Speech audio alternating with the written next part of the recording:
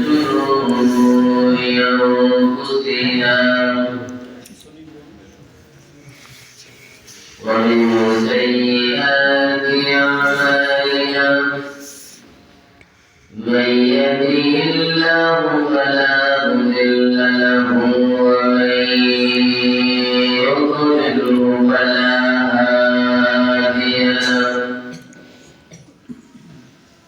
ونشهد أن لا إله إلا الله وحده لا شريك له ونشهد أن سيدنا وسندنا وكلامنا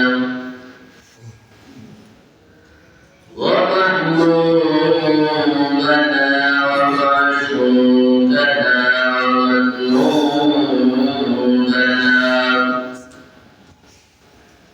وهو على عاشقنا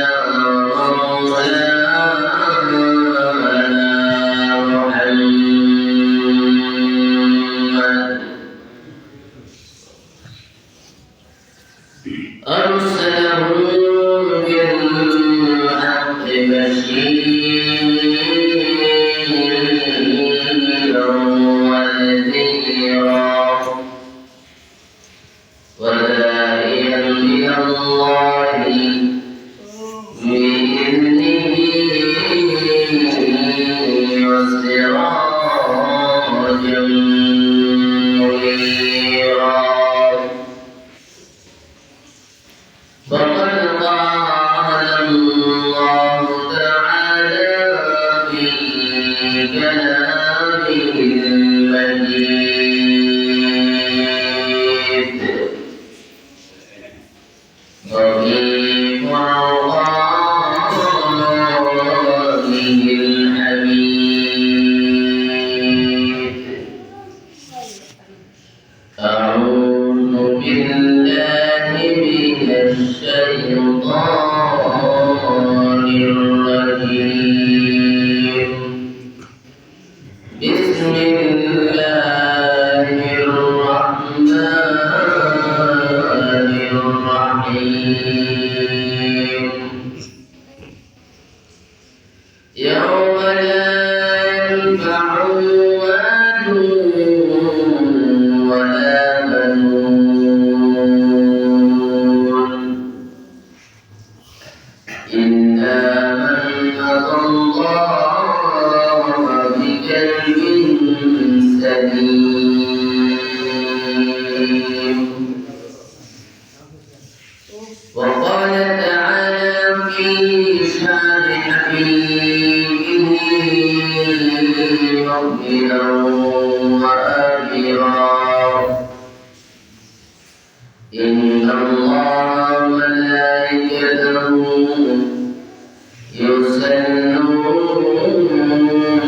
يصلون على النبي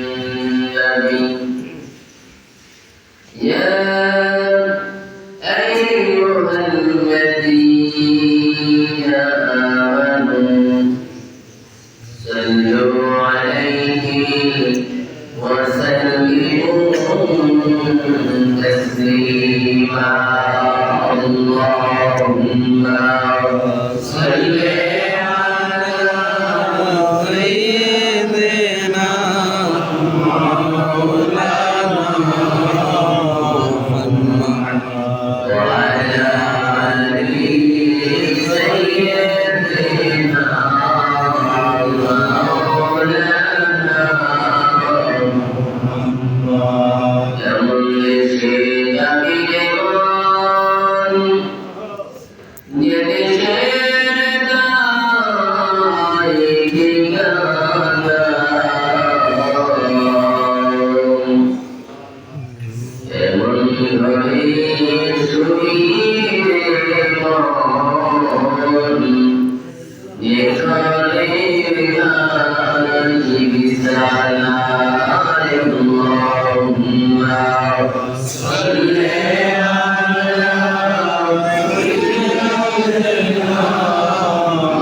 اللهم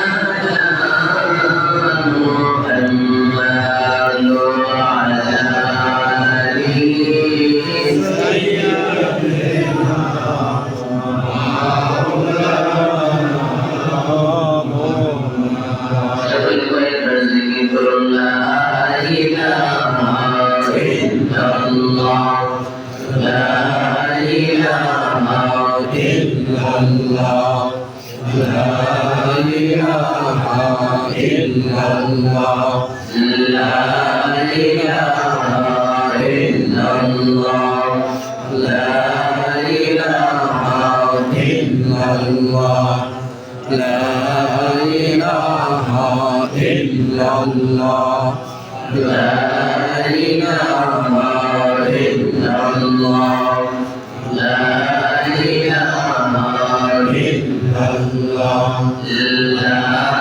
ইলাহা ইল্লাল্লাহ লা ইলাহা ইল্লাল্লাহ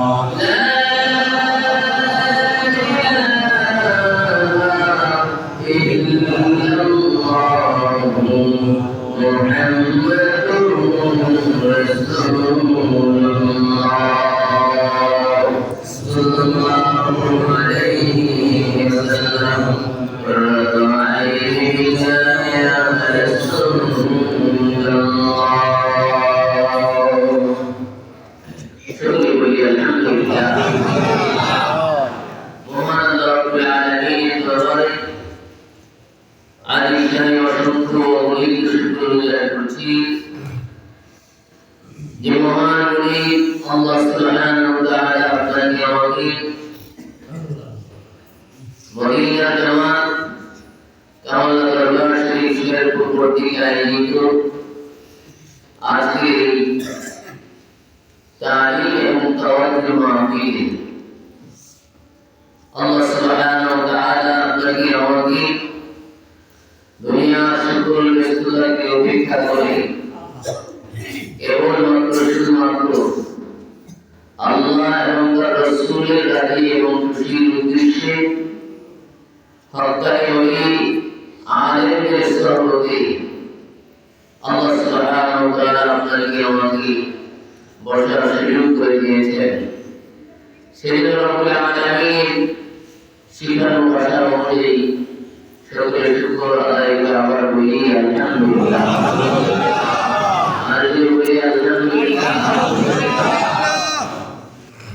আমরা ইবাদত বন্দেগী করব আল্লাহ।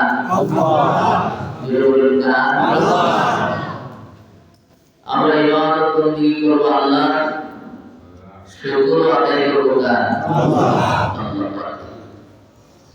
যিনি আমাদেরকে সব সৃষ্টির উপরে, যিনি আমাদের শ্রেষ্ঠত্বের মুকুট আমাদেরকে পরিয়েছেন, তিনি কে? আল্লাহ সুবহানাহু ওয়া তাআলা। এই দয়া করে মায়া করে আমাদেরকে সকল সৃষ্টির উপরে আমাদেরকে শ্রেষ্ঠত্বের মর্যাদা দিয়েছেন। সেই মর্যাদা রক্ষা করা আমাদের দরকার আছে কি নাই? দরকার আছে কি নাই? যে জিনিসটা না চাইতে পাওয়া যায়, এটার নাম আমরা দিতে জানি, আমরা চাই না, কিন্তু আল্লাহ পাক দয়া করে মায়া করে আমাদেরকে এমন একজন রাসূলের উম্মত করেছেন, যে রাসূলের উম্মত হওয়ার জন্য যুগে যুগে অসংখ্য নবী রাসূলগণ পর্যন্ত আল্লাহ পাকের কাছে গিয়েছেন, ঠিক কি না? অথচ আমরা আল্লাহর কাছে চাইনি। আল্লাহ পাক দয়া করে মায়া করে আমাদেরকে শেষ নবীর উম্মত হওয়ার মতো শ্রেষ্ঠত্বের একটি কার্ড, আইডেন্টি কার্ড আমাদেরকে দিয়েছেন, ঠিক কি না? আজকে পৃথিবীতে অনেক দেশের মধ্যে প্রত্যেকটা ব্যক্তির আইডেন্টি কার্ড আছে, আছে কি না? কারো কার্ডের সঙ্গে কারো কার্ডের মিল আছে না? আপনি এই নামে, আপনার কার্ডও সেই নামে, আপনার নাম্বারের সঙ্গে আরেকজনের নাম্বারে মিল নাই। এই বিজ্ঞান আমাদের কাছে এসেছে, এই বিজ্ঞান আমাদেরকে অনেক কিছু শিখায়, কিন্তু আমরা এগুলো অনুধাবন করি না। আমরা বিজ্ঞান একদিকে নেই, আমরা আরেকদিকে যাই। ইবাদত এটা আল্লাহ পাকের একটি বড় নিয়ামত। নেক আমল করা এটা আল্লাহ পাকের বড় একটা নিয়ামত। আমরা কে কে নেক আমল করতে চাই? নারে তাকবীর, নারে রিসালাত, মদিনার জামাত, মদিনার জামাত। আল্লামা শাহ আবু নাসর মোহাম্মদ হেদায়েতুল্লাহ খন্দকার সাহেব জিন্দাবাদ জিন্দাবাদ আল্লাহ দরবার শরীফ জিন্দাবাদ জিন্দাবাদ। নেক আমল কাকে বলে? নেক আমল কাকে বলে? এখানে যারা মুসলিম আছে সকলেই জীবনের শেষ প্রান্তে চলে এসেছে। অধিকাংশই জীবনের শেষ প্রান্তে চলে এসেছে।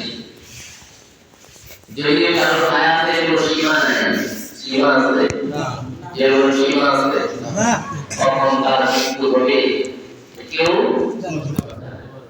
আল্লাহ রাসূল সাল্লাল্লাহু আলাইহি ওয়াসাল্লাম বলেছেন, এটা আল্লাহ পাক গোপন করে রেখেছে, গোপন রেখেছেন, তার কখন মৃত্যু আসবে কেউ জানে না।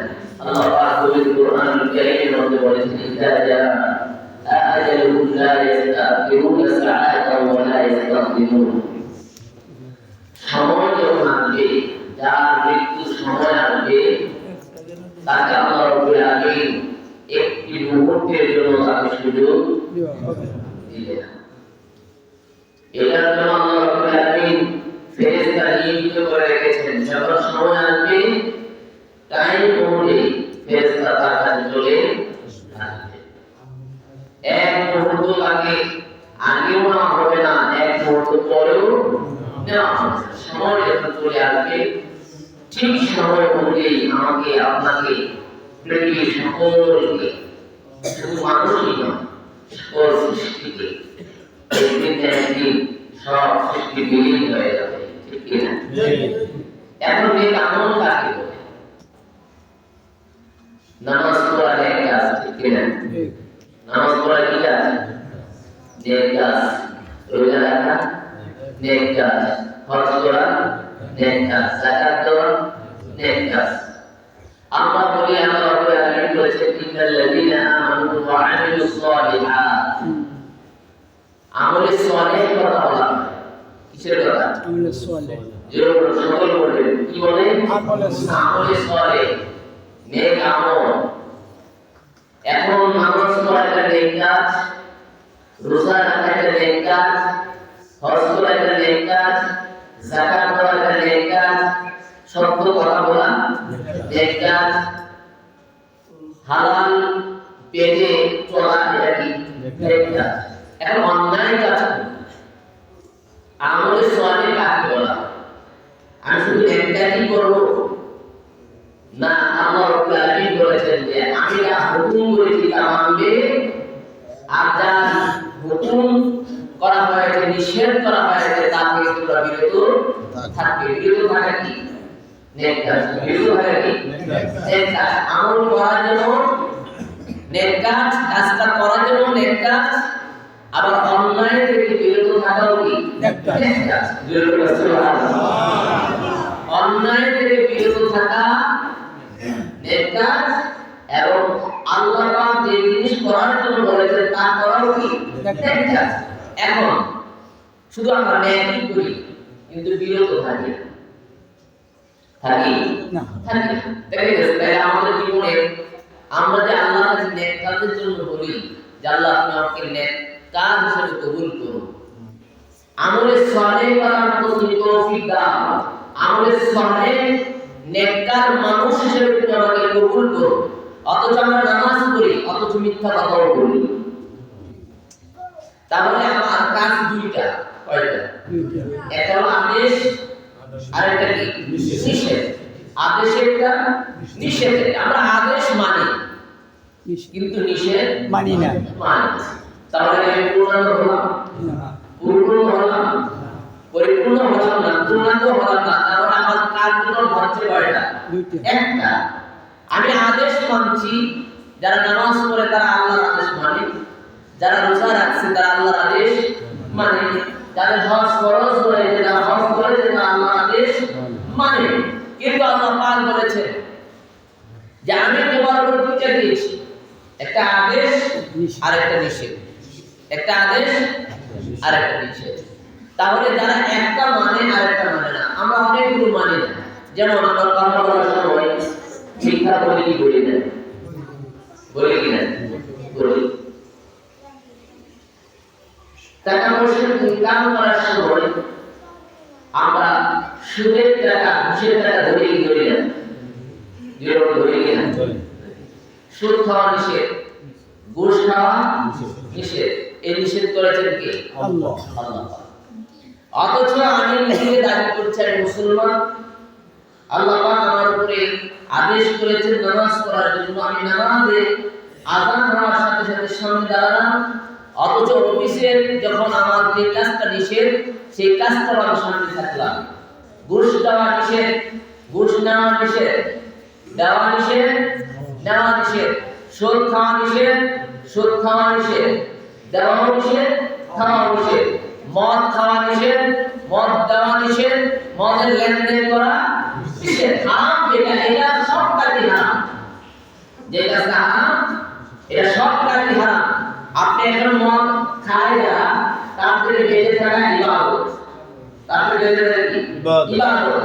যারা মিথ্যা কথা বলে তার মিথ্যা কথা থেকে বেঁচে থাকা ইবাদত। যারা মিথ্যা বলে তার কাছ থেকে দূরে থাকা এটাও ইবাদত। এইভাবে আমরা প্রত্যেকটা কাজ যেটা নিষেধ এটা মানা ইবাদত, এই কাজটা থেকে বিরত থাকা ইবাদত, ওই কাজটা না করাই ইবাদত। তাহলে শুধু নামাজ ইবাদত নয়, আরো ইবাদত আছে আছে আছে। নামাজের সাথে আমাদের অনেক সম্পর্ক। প্রতিদিন আমরা নামাজ পড়ি, একবার নয়, দুইবার নয়, পাঁচবার। কতবার? পাঁচবার নামাজ পড়ি। অথচ প্রতিদিন 5 ঘন্টা নামাজ আদায় করছি। নামাজের পাশাপাশি আমাদের প্রতি কেন করে নিষেধ? এটা কোনো লিস্ট নাই, লিস্ট আছে না। আজকে যদি প্রশ্ন করা হয় আপনি কতবার কথা বলেছেন, কতবার কথা বলেছেন? আল্লাহ রাসূল সাল্লাল্লাহু আলাইহি ওয়াসাল্লাম বলেছেন, আল্লাহ রাব্বুল আলামিন হাসরের দিন প্রত্যেকটা কথাকে আল্লাহ ওজন দিবেন, প্রত্যেকটা কথা ওজন দিবেন। কি করবেন? ওজন দিবেন। এখন আমরা প্রত্যেকটা কথা কি আল্লাহ এবং তার রাসূলের বিধান অনুযায়ী মোতাবেক হচ্ছে কিনা? এখন আপনার প্রত্যেকটা কথা যদি আল্লাহ এবং তার রাসূলের বিধান অনুযায়ী হয়, প্রত্যেকটা কথাই আপনার ইবাদত। আপনার প্রত্যেকটা কথাই কি ইবাদত? আপনি যে কোনো কথা বলেন, এই কথাটার মধ্যে যদি সত্য থাকে, হক থাকে, ইনসাফ থাকে, আল্লাহ এবং তার রাসূলের যে বিধান আছে মাপকাঠির মধ্যে যদি থাকে, এই কথাটা আপনার ওজনের মধ্যে, পাল্লার মধ্যে কেমন হয়ে যাবে? একের পাল্লার মধ্যে উঠে যাবে। আল্লাহ আপনার মিজানের পাল্লার মধ্যে উঠে যাবে। এটা মানব জীবনে প্রত্যেকটা কাজই হলো ইবাদত, যদি সেই কাজটা আল্লাহ এবং তার রাসূলের তরিকা অনুযায়ী হয়। আপনি নামাজ পড়লেন কিন্তু নামাজের পাশাপাশি আপনি জীবন করলেন, তাহলে আপনি নামাজটা কি করলেন? আল্লাহ নামাজ পড়তে যেমন বলেছেন, জীবন থেকে বাঁচার জন্য বলেছেন, চোখচুরি থেকে বাঁচার জন্য বলেছেন, মিথ্যা থেকে বাঁচার জন্য বলেছেন, সুদ থেকে বাঁচার জন্য বলেছেন, ঘুষ থেকে বাঁচার জন্য বলেছেন, হারাম থেকে বাঁচার জন্য বলেছেন। অথচ আমরা জীবন চালাচ্ছি একদিন, কয়দিন? একদিন। আমরা মনে করি যে আমাদেরকে কখনো মৃত্যু গ্রাস করবে না।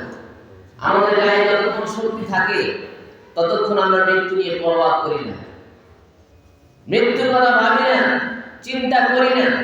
অথচ মৃত্যু আমাদের কাছে দৈনিক, একবার নয়, দুইবার নয়। আপনি যাকে ভালোবাসেন, আপনার বন্ধুকে ভালোবাসেন, আপনি আপনার পরিবারকে ভালোবাসেন, আপনার বাবা মাকে ভালোবাসেন, সন্তানকে ভালোবাসেন, কয়বার স্মরণ করেন?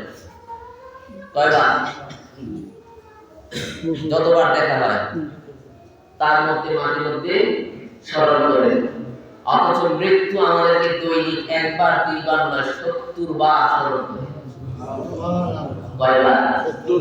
70 বার। আপনি সুস্থ থাকেন, অসুস্থ থাকেন, আপনার জ্ঞান কম, জ্ঞান বেশি, আপনার ডক্টর, ইঞ্জিনিয়ার, ব্যারিস্টার, রিকশাওয়ালা, জমি চাষ করেন, এগুলো মৃত্যু দেন না।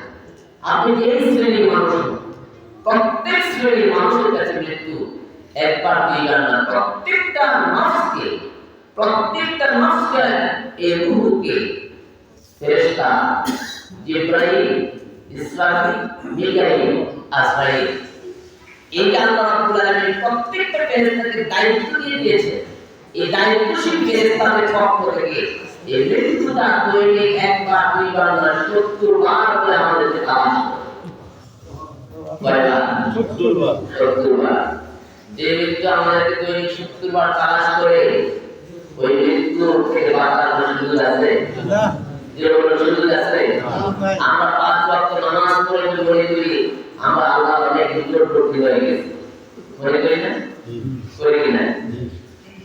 অথচ মৃত্যু আমাদেরকে দৈনিক 70 বার স্মরণ করে, তাহলে মৃত্যু আমাদের কত নিকটবর্তী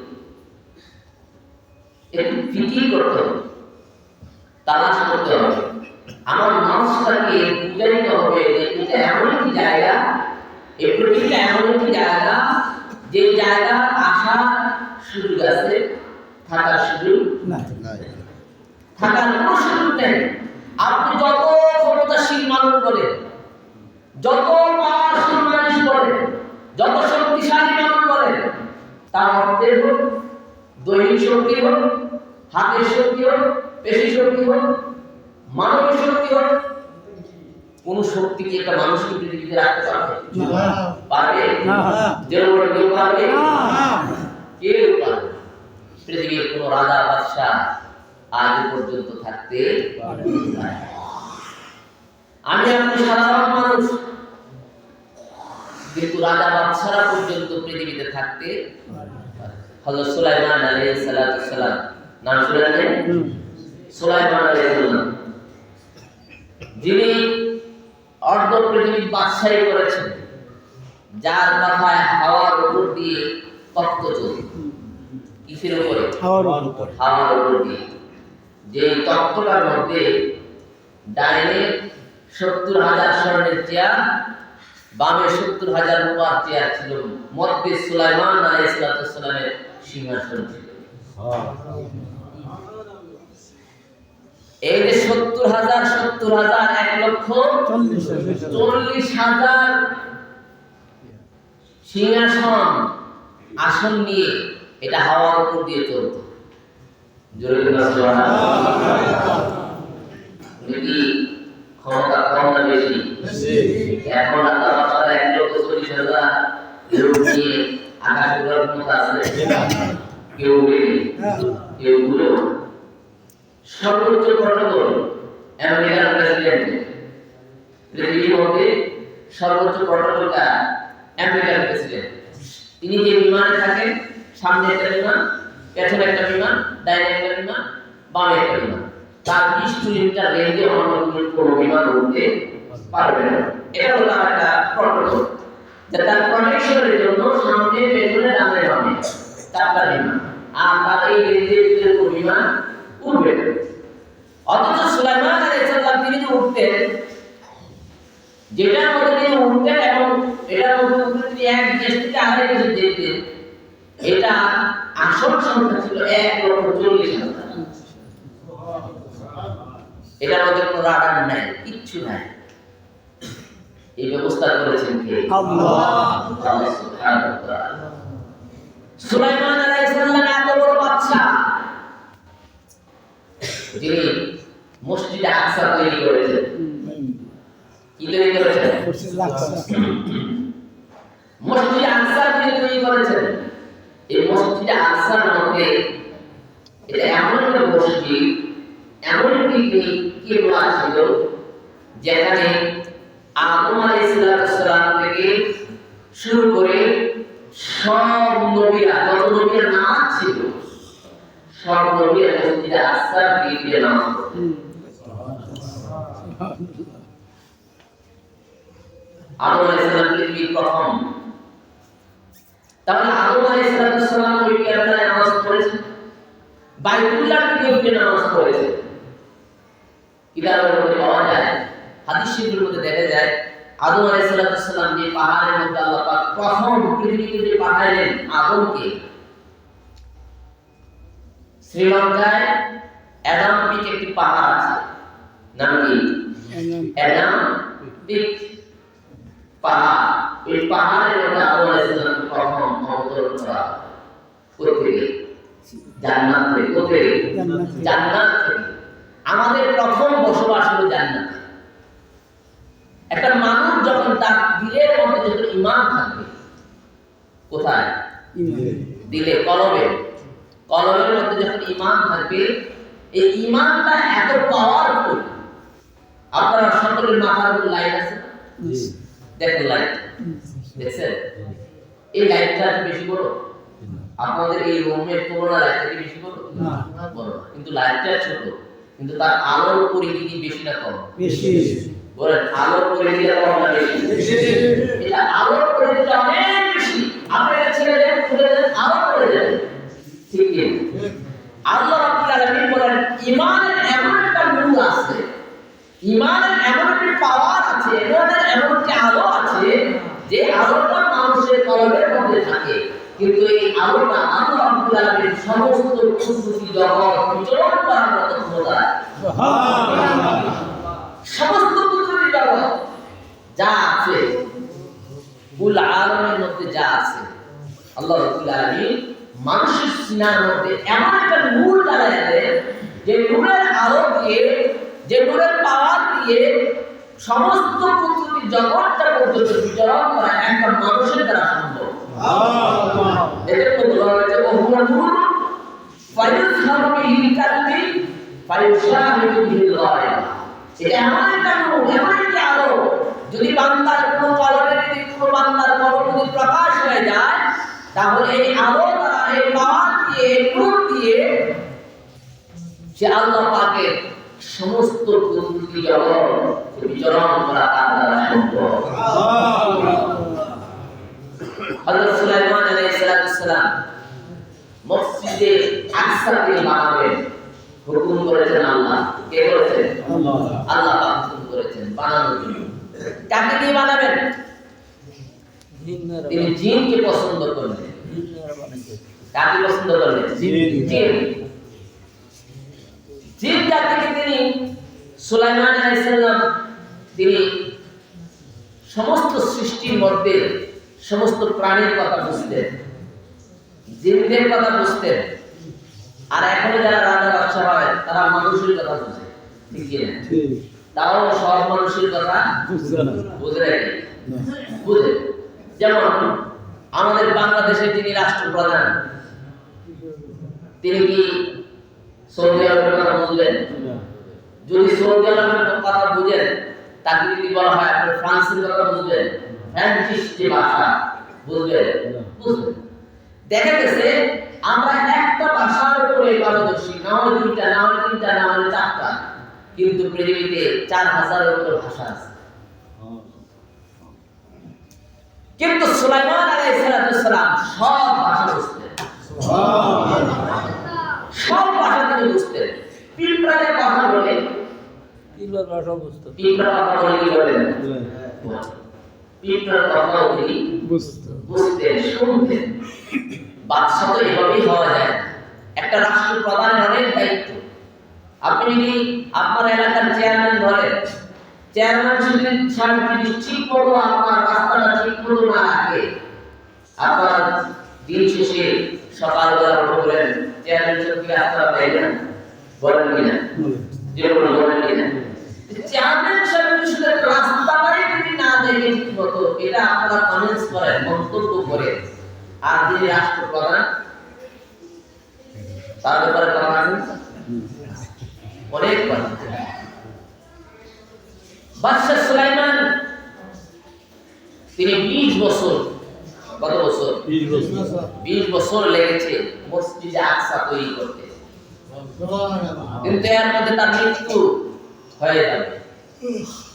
সুলাইমান আলাইহিস সালাম জানতে পারলেন যে আমার তো যে কোনো মুহূর্তে মৃত্যু হতে পারে, আমি বৃদ্ধ হয়ে গেছি, বয়স হয়ে গেছে, আমার দাড়ি পেকে গেছে, আমার চুল পেকে গেছে, আমার শরীরের চামড়াগুলো যে পরিমাণ শক্ত ছিল আজকে নরম হয়ে গিয়েছে। সুলাইমান আলাইহিস সালাম চিন্তা করলেন, হাজার হাজার জিন কাজ করছে দিন রাত অনবরত। তিনি চিন্তা করলেন আমি যদি মরে যাই ইন্তেকাল হয় এই কাজ আর শেষ হবে না। সুলাইমান আলাইহিস সালাম বললেন আমাকে মসজিদে যেখানে কাজ করা হচ্ছে এটাকে দেখাশোনা করার জন্য আমাকে একটি গ্লাস বন্দি করো। কি করবে?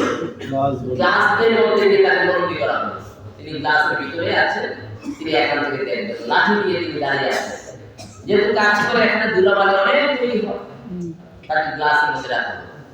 কিন্তু ইতিমধ্যে ইদা জাআ আজালুহুম লা ইস্তাখিরুনা সাআতাও ওয়া লা ইস্তাকদিমুন। আল্লাহর হুকুম চলে এসেছে, সুলাইমান তোমার সময় শেষ। সুলাইমান তোমার সময় শেষ, তোমার আর থাকা যাবে না। সুলাইমান আলাইহিস সালাম লাঠি হাতে, এই লাঠি দিয়েছেন কে? আল্লাহ পাক। লাঠি আল্লাহ পাক দিয়েছেন। সুলাইমান আলাইহিস সালাম লাঠি হাতে নিয়ে দাঁড়িয়ে আছেন। আজরাইল আলাইহিস সালাম চলে আসলেন। এবার আজরাইল আলাইহিস সালাম এসে হযরত সুলাইমান আলাইহিস সালামের থেকে রূহ বের করা শুরু করলেন। রূহ নিয়ে চলে গেলেন। রূহটা মানুষের রূহটা দুই জায়গায় যায়। কয় জায়গায়? দুই জায়গায়। জোরে বলুন কয় জায়গায়? দুই জায়গায়।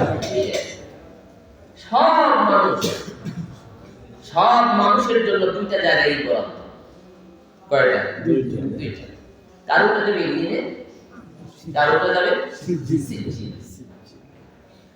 এলিন আপনারা যারা এসেছেন, আজকের মাহফিলে যারা এসেছেন, সব মানুষগুলো আল্লাহর প্রিয় মানুষ। আল্লাহর প্রিয় মানুষদের রূহগুলো কখনো সিজিনের দিকে যায়। মানুষকে আল্লাহ পাক অনেক ক্যাটাগরি দিয়েছে। জান্নাত আল্লাহ পাক 8টা বানিয়েছে। কয়টা? 8টা। জাহান্নাম কয়টা? 7টা। অথচ জান্নাতের সংখ্যা কম, জাহান্নামের সংখ্যা বেশি। জান্নাতের যে সমস্ত মানুষগুলো যাবে এই সমস্ত মানুষগুলোর সংখ্যাও কম, জাহান্নামী মানুষের সংখ্যা বেশি। অথচ জাহান্নামের সংখ্যা কম, জান্নাতের সংখ্যা বেশি। অথচ এরকম হওয়া দরকার ছিল যে জাহান্নামে যেহেতু মানুষ বেশি যাবে তাহলে এটার সংখ্যা বেশি হওয়া দরকার, তাই না? কিন্তু আল্লাহ পাক এটার উল্টা করলেন। এই সিদ্ধান্ত কার? আল্লাহ পাক বললেন যারা জান্নাতে যাবে জান্নাতের সংখ্যা বেশি, মানুষের সংখ্যা কম, কিন্তু জান্নাতের সংখ্যা কি? বেশি। আর জাহান্নামে যাবে অনেক মানুষ,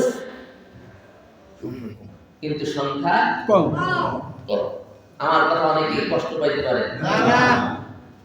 আল্লাহ রাব্বুল আলামিন বলছেন পৃথিবীতে বর্তমান সময় যদি ধরি তাহলে 800 কোটির উপরে মানুষ আছে। কত কোটি? 800 কোটি। 800 কোটি। এই 800 কোটির মধ্যে 600 কোটি মানুষ তো এমনি জাহান্নামে। ঠিক 600 কোটি কি এমনি জাহান্নামে। কেমন কথা?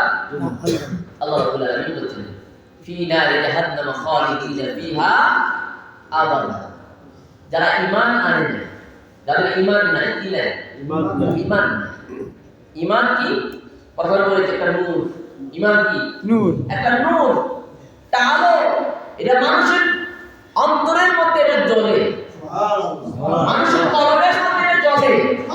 আর এই কলবের জ্বলা মানুষগুলো যদি কোনো মানুষ যদি বসে যায় কোথাও, ওই মানুষটার উসিলায় হাজার হাজার মানুষ জান্নাতি হয়। সুবহানাল্লাহ। ইসরাইল নারায়ে তাকবীর, নারায়ে রিসালাত, ইয়া রাসূলুল্লাহ, মদিনার জামাত, মদিনার জামাত, নারায়ে তাকবীর, আল্লাহু আকবার। সুলাইমান আলাইহিস সালাম দেখলেন আজরাইল তার সঙ্গে চলে এসেছে, রূহ চলে যাবে। কিন্তু জিনেরা এখনো পর্যন্ত জানে না যে সুলাইমান আলাইহিস সালামের থেকে রূহ চলে গেছে। এদিকে কাজ চলছে অনবরত। জিনেরা সুলাইমান আলাইহিস সালামকে খুব ভয় পাইত, কারণ তিনি শাস্তি দিতেন। কি দিতেন? শাস্তি দিতেন।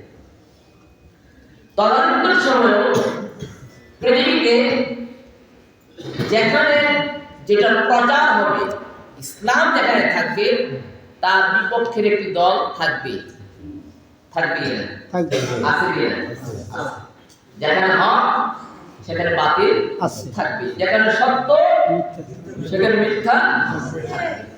সেখানে তখনকার সময়ে সুলাইমান আলাইহিস সালাম জিনেরা মানুষকে অনেক কষ্ট দিত, এমনকি মানুষকে ঈমান থেকে বের করে দিত। রাসূল করিম সাল্লাল্লাহু আলাইহি সাল্লামের সঙ্গে আযাজিলের সাক্ষাৎ হলো। তার আযাজিল, যিনি আকাশের মধ্যে 6.5 লক্ষ বছর ইবাদত করেছেন। কয় বছর? 6.5 লক্ষ বছর তিনি আকাশের মধ্যে। আকাশের এমন কোন স্তর নাই যেখানে আযাজিল যায় না। আযাজিল 6.5 লক্ষ বছর ইবাদত করলো, কিন্তু আযাজিলের সঙ্গে নবীজি একটি সাক্ষাৎ। নবী দেখলেন তার গায়ের মধ্যে চতুর্দিক দিয়ে শুধু চাবি আর চাবি দেখা। নবীজি জিজ্ঞেস করলেন, আযাজিল, তোমার গায়ের মধ্যে চতুর্দিক দিয়ে এত চাবি দেখা যায়, এগুলো কি? তখন আযাজিল মুস্কি মুস্কি হাসে। এখন নবীজি প্রশ্ন করলে আযাজিল উত্তর দিতে বাধ্য পারবে না। কারণ কি? আযাজিল জানে যে তিনি এমন একজন পয়গম্বর যাকে আল্লাহ পাক সব নবী এবং রাসূলের মধ্যে যাকে সবচেয়ে বেশি ভালোবাসেন। আযাজিল বললেন, ইয়া রাসূলুল্লাহ, আমার সঙ্গে দেখা হয় নাই এমন কোন নবী রাসূল নাই, এমন কোন নবী রাসূল নাই আমার সঙ্গে দেখা হয় নাই, কিন্তু কেউ কোনোদিন আমাকে এই প্রশ্ন করে না। নবীজি জিজ্ঞেস করলেন, আযাজিল, তোমার গায়ের মধ্যে এত চাবি, এই চাবিগুলো দিয়ে তুমি কি করো? তার গায়ের মধ্যে অনেক চাবির ধরন, কিছু চাবি নতুন নতুন দেখা যায়, কিছু চাবি হালকা ঝং ধরে আছে, কিছু চাবি একদম পুরা ঝং, বিভিন্ন ক্যাটাগরির চাবি। আযাজিল উত্তর দিচ্ছে, ইয়া রাসূলুল্লাহ, এগুলো আপনার উম্মতের চাবি। কার চাবি? উম্মতের চাবি। প্রশ্নটা কি হলো? এগুলো আমার উম্মতের চাবি। তিনি বললেন না। জিজ্ঞেস করলো, তুমি চাবিগুলো দিয়ে কি করো? আযাজিল উত্তর দিচ্ছে, ইয়া রাসূলুল্লাহ, পৃথিবীর সবার সঙ্গে যদি প্রতারণা করি, মিথ্যা বলি, মানুষের সঙ্গে ফাসাদ তৈরি করে দিই, ঝগড়া লাগায়, স্বামী স্ত্রীর সঙ্গে ঝগড়া লাগায়, তাদের বিচ্ছেদ ঘটায়, সন্তান এবং বাবার সঙ্গে ঝগড়া দিয়ে আমি বিচ্ছেদ ঘটাই দিই, কিন্তু ইয়া রাসূলুল্লাহ, আপনার সঙ্গে কখনো মিথ্যা কথা বলা যাবে না। জোরে বলুন সুবহানাল্লাহ। আপনার সঙ্গে মিথ্যা কথা বলা যাবে না। নবী জিজ্ঞেস করলেন, চাবিগুলো কি করো একটু বলো। তখন বললেন, আযাজিল বললেন, ইয়া রাসূলুল্লাহ, এই যে নতুন চাবিগুলো দেখেন, এই নতুন চাবিগুলোর কাজগুলো আপনার উম্মতের মধ্যে যারা দৈনিক ইবাদত বন্দেগী করে তাদেরকে প্রতিদিন একটু দিয়ে ওয়াসওয়াসা দেয়। কি দেয়? ওয়াসওয়াসা। এই যে আজকে যারা মদিনার জামাতে এসেছে, অনেকেই আজকে শয়তান অনেক চাবি দিচ্ছে। কেমন? যে মাহফিলে গেলে কি হবে, যাওয়া দরকার নেই, যাওয়া দরকার নেই, প্রচুর ঠান্ডা বাইরে। একজনকে বলছে যে আজকে প্রচুর ঠান্ডা, যাওয়া দরকার নেই, আরেকজনকে বলছে যে একবার বাসায় ঘুমাও। এই যে বিভিন্ন রকমের ওয়াসওয়াসা, এটা দেখে শয়তান, এটা দেখে শয়তান।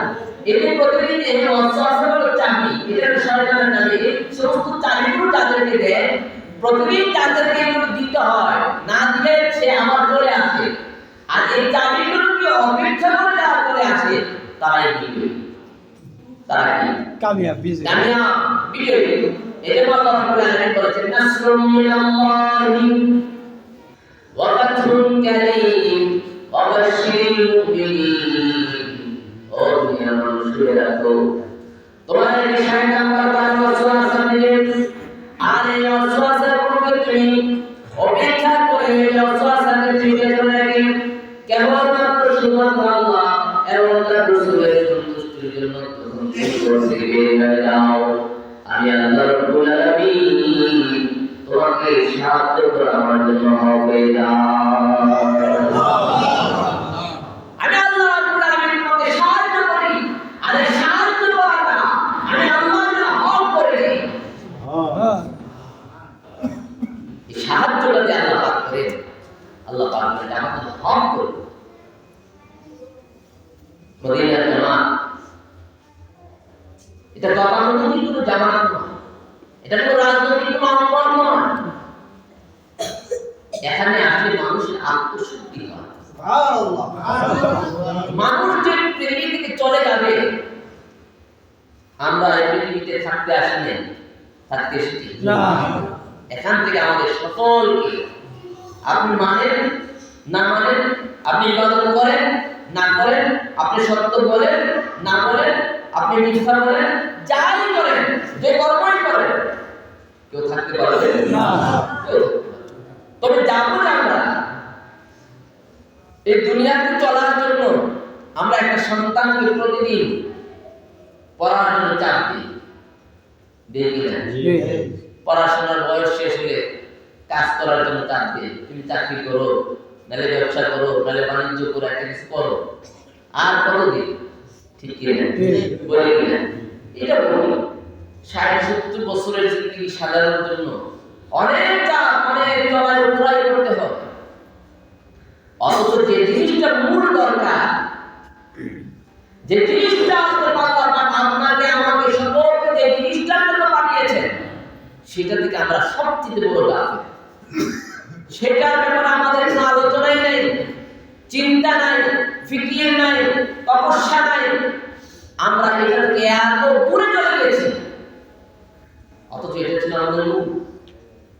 আল্লাহ রাব্বুল আলামিন বলেন, আমা খালাকুল জিন্না ওয়াল ইনসা ইল্লা লিয়াবুদুন। আমি জিন এবং মানুষকে আমার ইবাদতের জন্য সৃষ্টি করেছি।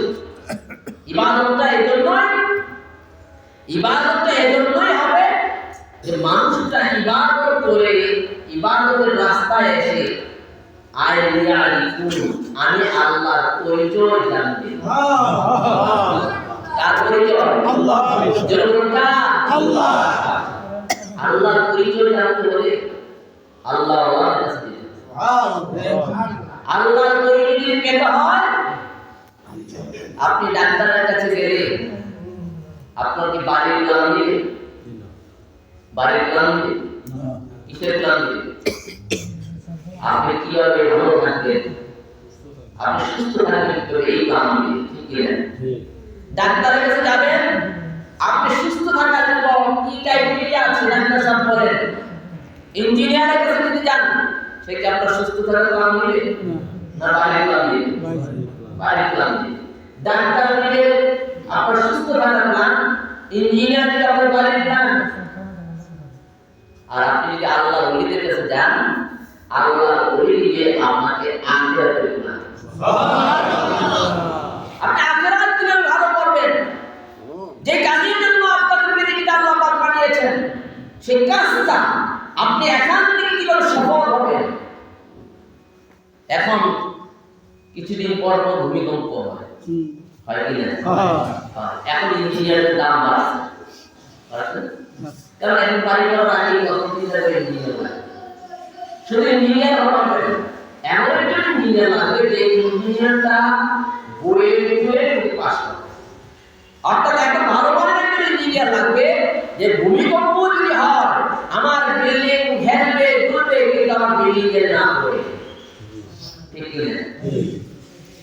আপনি যদি ভূমিকম্পের ভয়ে যদি আপনি একজন ভালো ইঞ্জিনিয়ার খুঁজেন, আপনার বিল্ডিংটা ভালো থাকে, তাহলে আপনার ঈমানটাকে পরিপূর্ণ রাখার জন্য, ভালো রাখার জন্য, সুস্থ রাখার জন্য, আপনি ঈমান দিয়ে মৃত্যুবরণ করার জন্য, আপনি ঈমান দিয়ে মৃত্যুবরণ করে আপনার সেই সুখের জান্নাতে যাওয়ার জন্য আপনার একজন ভালো শায়েখের দরকার নেই?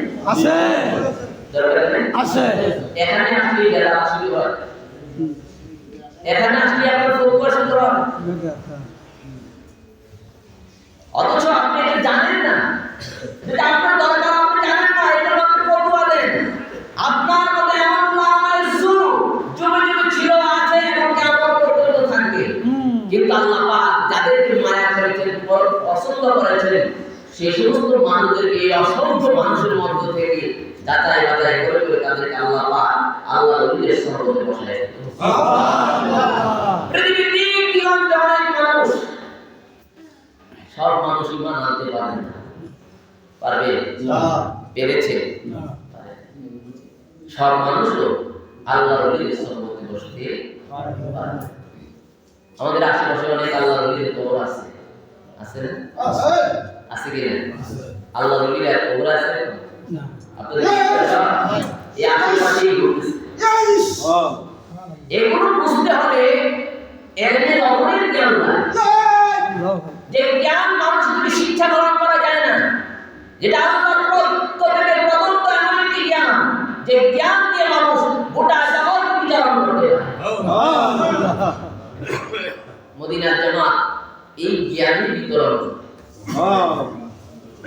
মদিনার জামাতের জ্ঞানী শিক্ষা দেওয়ার জন্য শুধু কামনা দরবার থেকে আপনাদের এই অঞ্চলে যুগের পর যুগ আব্বা হুজুর আল্লাহ সেই তালিম তাওয়াজ্জু তাজি করে গেছে, ঠিক আছে? তার হাতে হাত দিয়ে মানুষ, হাজার হাজার মানুষ আল্লাহ ওলি হয়ে কবরে গেছে। আল্লাহ ওলি হতে পারলে লাভ, আল্লাহ ওলি হতে পারলে লাভ। এটা এমন একটা তাফসীর, এমন একটা সহবত, এমন একটা সহবত,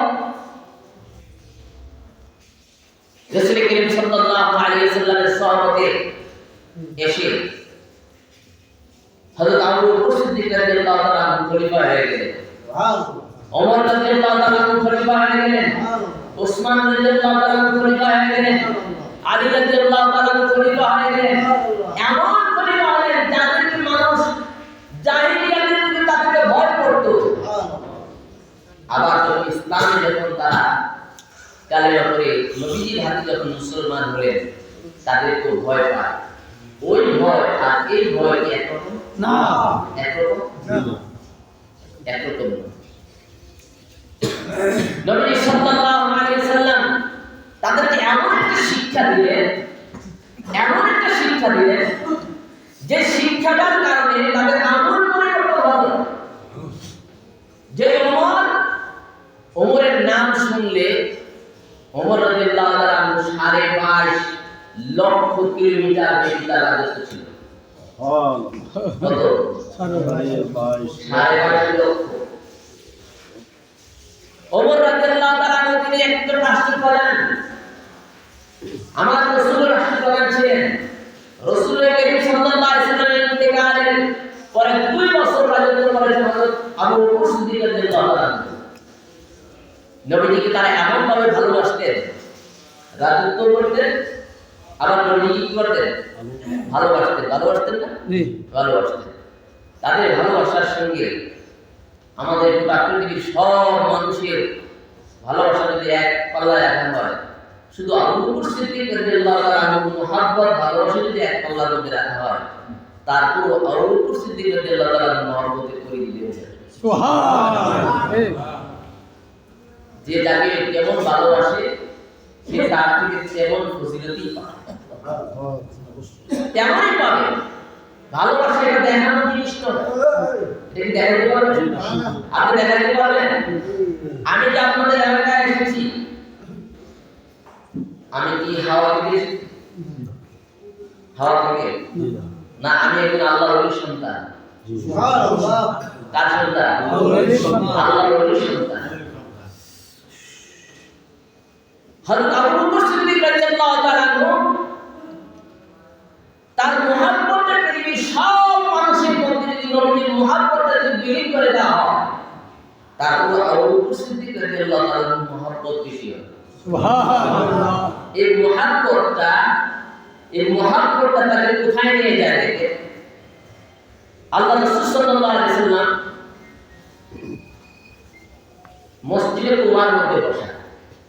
কোথায়? মসজিদ কুবা। মসজিদে কুবা। এই কুবা মসজিদের পূর্ব কর্নারে একটা কূপ ছিল। কি ছিল? কূপ। কূপ তো দিলেন, কূপ ছিল। নবীজি এই কূপটার পাড়ের মধ্যে পাগুলো নিচের মধ্যে ঝুলায়, কূপটার মধ্যে বসে পাগুলো কূপের ভিতরে নিচে ঝুলায় বসে আছে। এমন সময় আল্লাহ রাসূল সাল্লাল্লাহু আলাইহি ওয়াসাল্লামের কাছে হযরত আবু বকর সিদ্দিক রাদিয়াল্লাহু তাআলা হাজির হওয়ার পরে নবীজি বললেন, আবু বকর তুমি জান্নাত।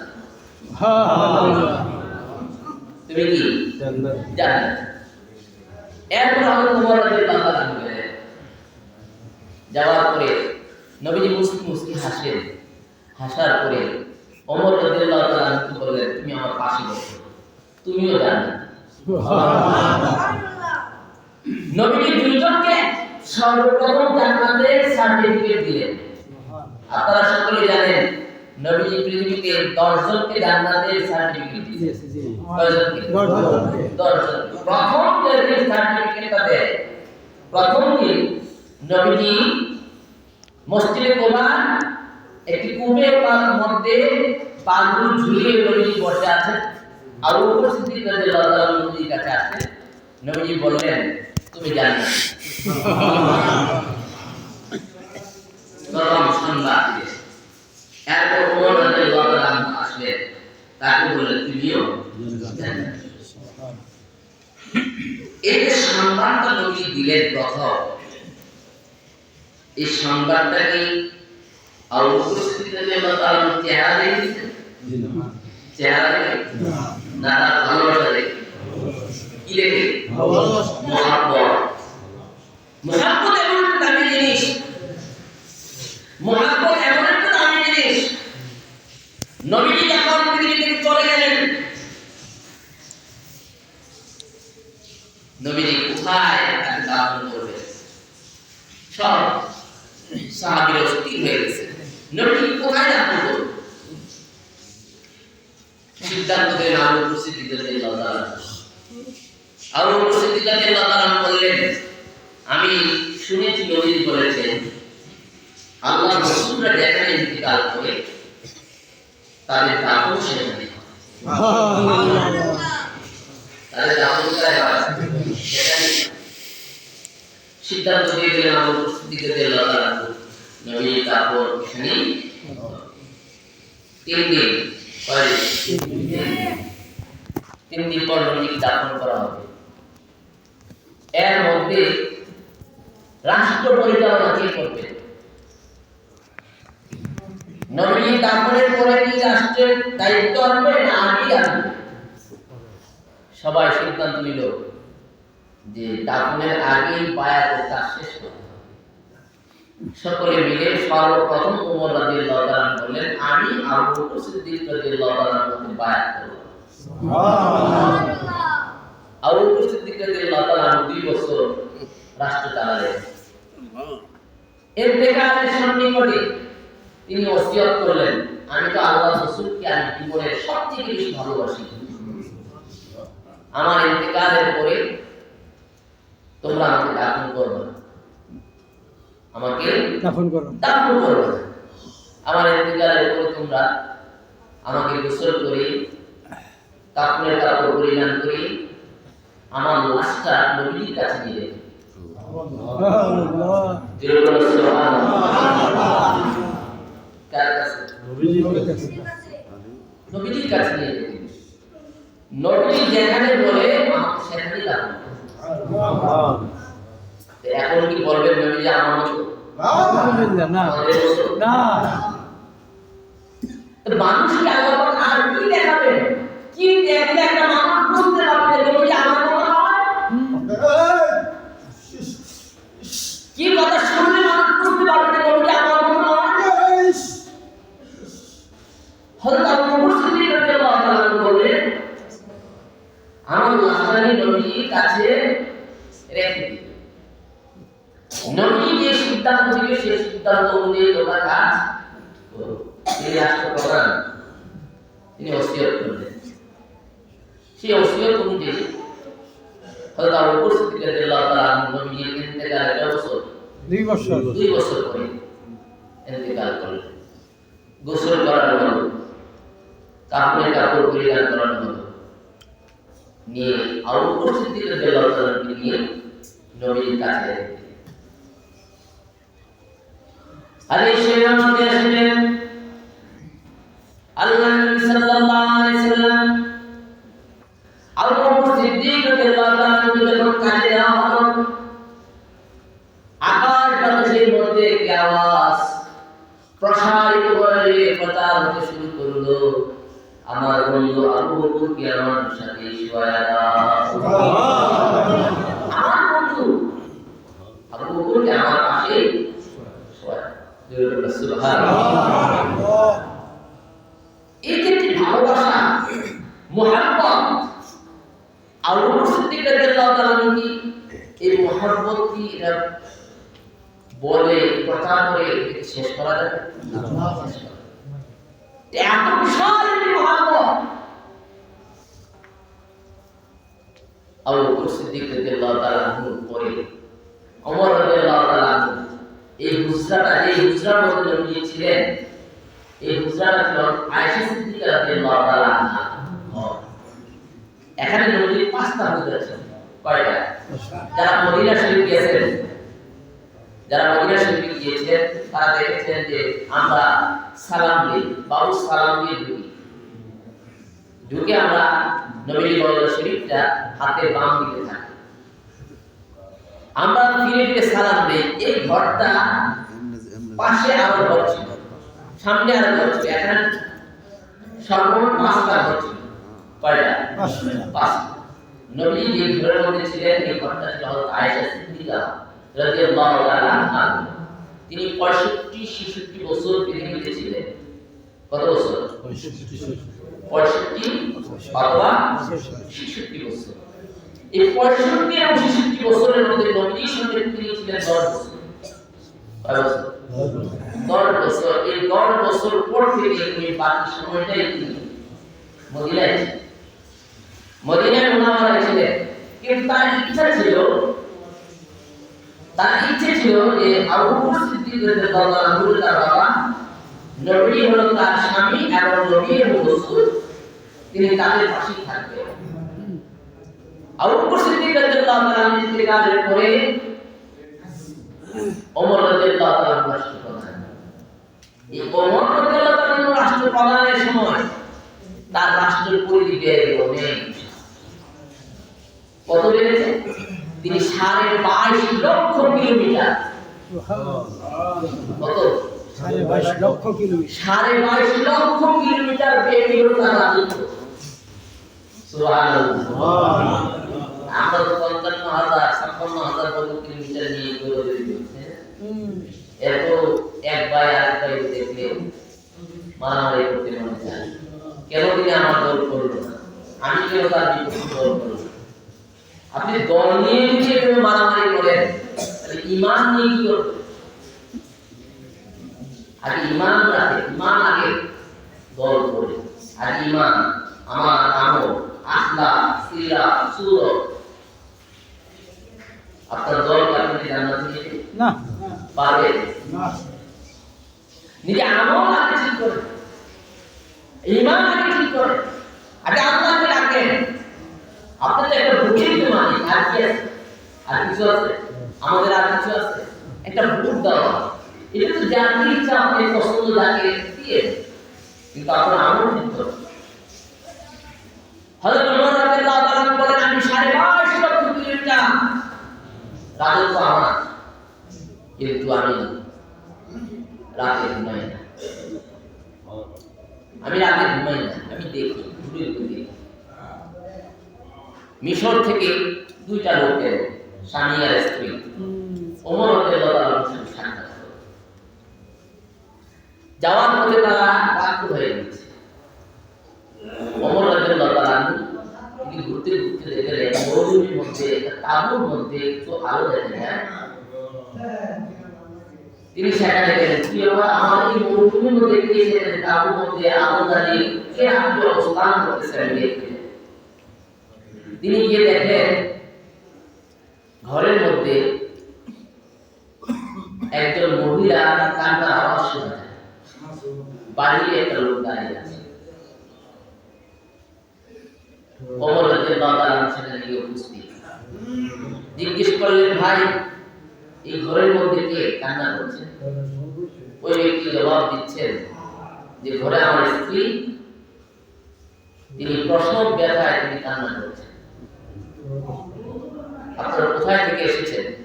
তিনি বলেন, আমরা মিশর থেকে এসেছি, আমরা ওমরের সঙ্গে দেখা করতে এসেছি।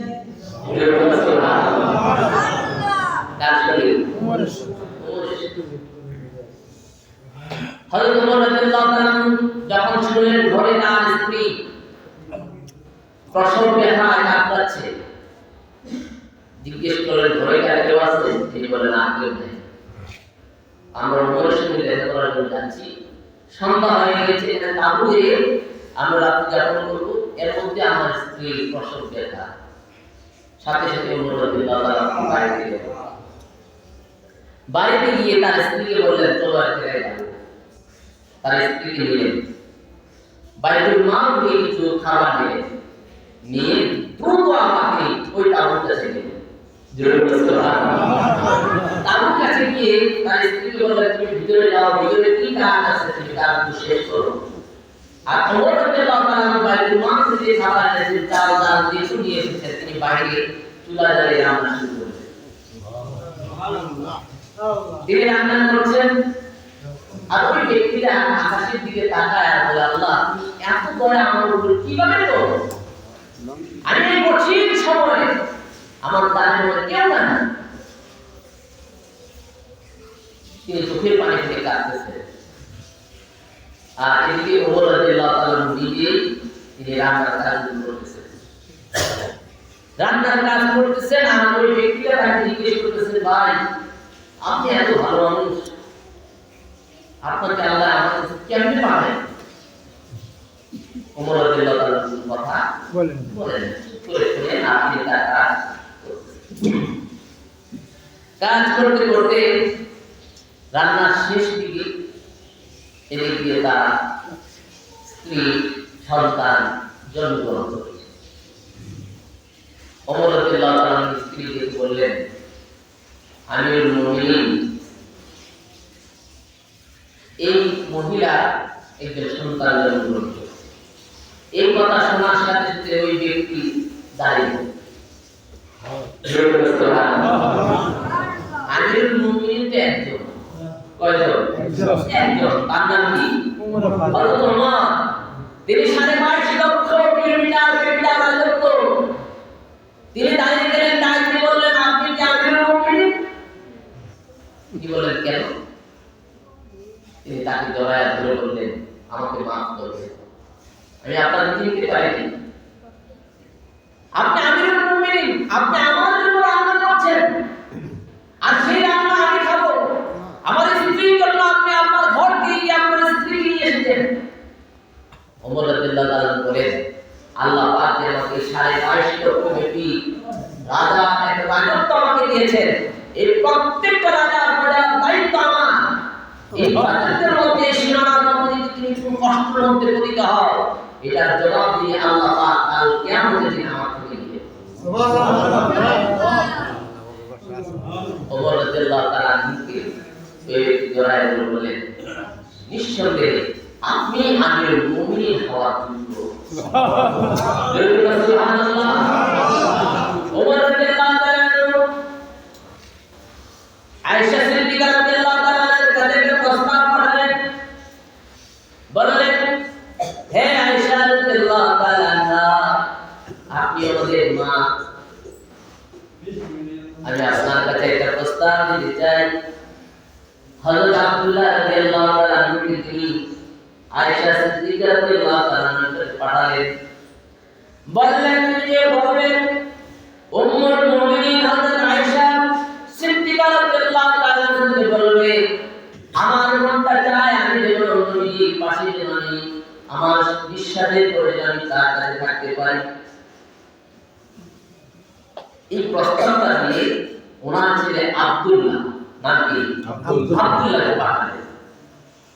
প্রচন্ড অসুস্থ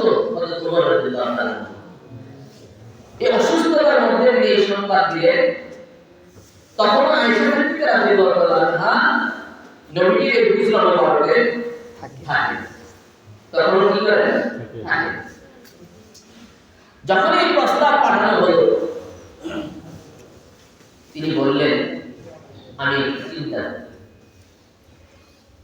সাথে সাথে কোনো সিদ্ধান্ত দিলেন না দেওয়ার পর কিছুদিন পরে তিনি আবার পাঠালেন তখন ওমর রাদিয়াল্লাহু আনহু কি রাষ্ট্র প্রধান তখন তিনি বাদশা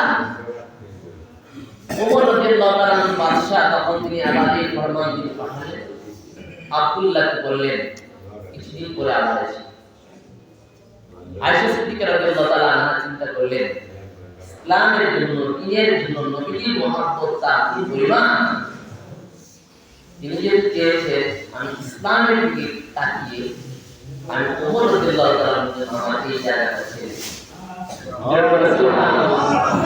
ওমর রাদিয়াল্লাহু তাআলা আমি ছেড়ে দিব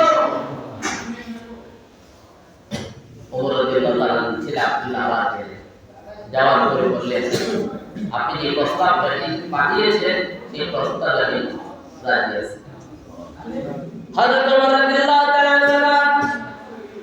চিন্তা শুরু করলেন আমি তো বাদশা আমার তো ভয়ে আমরা আয়েশা সিদ্দিকা রাদিয়াল্লাহু তাআলা রাজি হব নাকি বাদশা আমার ভয়ে অথবা আমার সম্মানের কারণে আমার চোখের দিকে তাকিয়ে তিনি রাজি হলেন এজন্য আব্দুল্লাহকে বললেন ওসিয়ত করলেন হে আব্দুল্লাহ আমি জীবিত থাকা অবস্থায় হয়তো উনি চক্ষু লজ্জা কারণে কি না করতে পারেন কিন্তু আমার যখন ইন্তেকাল হয়ে যাবে ইন্তেকালের পরে তুমি আবার তাকে প্রশ্ন করো তিনি কি আমাকে এখানে আল্লাহ রাসূলের পাশে আমাকে থাকার ব্যবস্থা করে দিবেন হযরত ওমর রাদিয়াল্লাহু তাআলা ইন্তেকাল করলেন হযরত আব্দুল্লাহ রাদিয়াল্লাহু তাআলা আবার গেলেন আয়েশা সিদ্দিকা রাদিয়াল্লাহু তাআলা আনহা গিয়ে বললেন আব্বা বলেছেন ওনার ইন্তেকালের পরে আপনাকে আবার জিজ্ঞেস করে আপনি কি রাজি নবী সাল্লাল্লাহু আলাইহি ওয়াসাল্লামের সবচেয়ে কাছে তিনি ছিলেন যার উপর মধ্যে নবী মাথা রেখে পৃথিবী থেকে বিদায় হয়েছে হযরত আয়েশা সিদ্দিকা রাদিয়াল্লাহু তাআলা বলেন আমি দেখেছি হযরত ওমর রাদিয়াল্লাহু তাআলা যে পরিমাণ ইসলামের খেদমত করেছে তার মধ্যে যে পরিমাণ আল্লাহ রাসূলের ভালোবাসা ছিল এই ভালোবাসার কারণে আমি আমার এই জায়গাটা হযরত ওমরের দিয়েছি আল্লাহ রাসূল সাল্লাল্লাহু আলাইহি ওয়াসাল্লাম বলেছেন আমার ভালোবাসা মুহাব্বত তাদের অন্তরে এত বেশি এই বেশি হওয়ার কারণে কাল হাসরের ময়দানে আমি আল্লাহ রাসূল সাল্লাল্লাহু আলাইহি ওয়াসাল্লাম যখন হাসরের ময়দানে উঠব তখন আমার দুই হাতে দুজনকে আমি হাতে ধরে হাসরের ময়দানে একজন হলো আবু বকর আরেকজন হলো ওমর রাদিয়াল্লাহু তাআলা মুহাব্বত এমন দামি জিনিস যার অন্তরে যার প্রতি মুহাব্বত থাকবে বেশি তার সাথে তার হাসর হযরত আবু বকর রাদিয়াল্লাহু তাআলার অন্তরের মধ্যে রাসূল করিম সাল্লাল্লাহু আলাইহি ওয়াসাল্লামের মুহাব্বতের কোনো চুল পরিমাণ কোথাও ছিল না মা আয়েশা সিদ্দিকা রাদিয়াল্লাহু তাআলা বলেন নবীর ইন্তেকালের আগে আমি স্বপ্নে দেখলাম আকাশ থেকে তিনটা চাঁদ হযরত আয়েশা সিদ্দিকা রাদিয়াল্লাহু তাআলার কুলের মধ্যে এসে পড়েছে কয়টা তিনটা জোরে বলুন কয়টা তিনটা চাঁদ আকাশে চাঁদ আছে কয়টা একটা আমরা দেখি কয়টা একটা কিন্তু আয়েশা সিদ্দিকা রাদিয়াল্লাহু তাআলা বলেন আমি দেখলাম আকাশ থেকে তিনটা চাঁদ এসে আমার কুলের মধ্যে এসে পড়েছে তিনি স্বপ্নের কথা জিজ্ঞেস করলেন তার বাবা হযরত আবু বকর সিদ্দিক রাদিয়াল্লাহু তাআলা আবু বকর সিদ্দিক রাদিয়াল্লাহু তাআলা বললেন এই স্বপ্নের তাবিজ অনেক ভালো তাবিজ অনেক ভালো কিন্তু আমি এখন বলবো না কিছুদিন পরে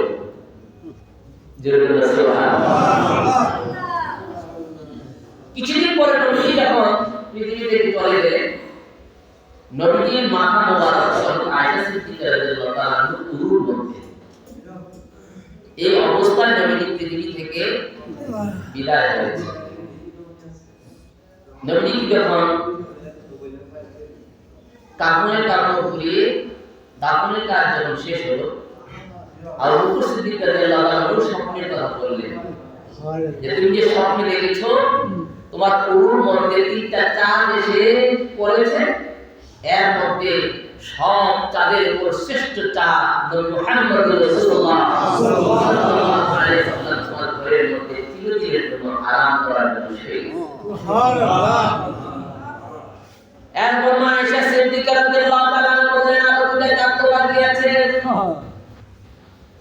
আবু বকর সিদ্দিক রাদিয়াল্লাহু তাআলা বললেন এটার কথা এখন বলবো না, আরো কিছুদিন পরে আমি বলবো।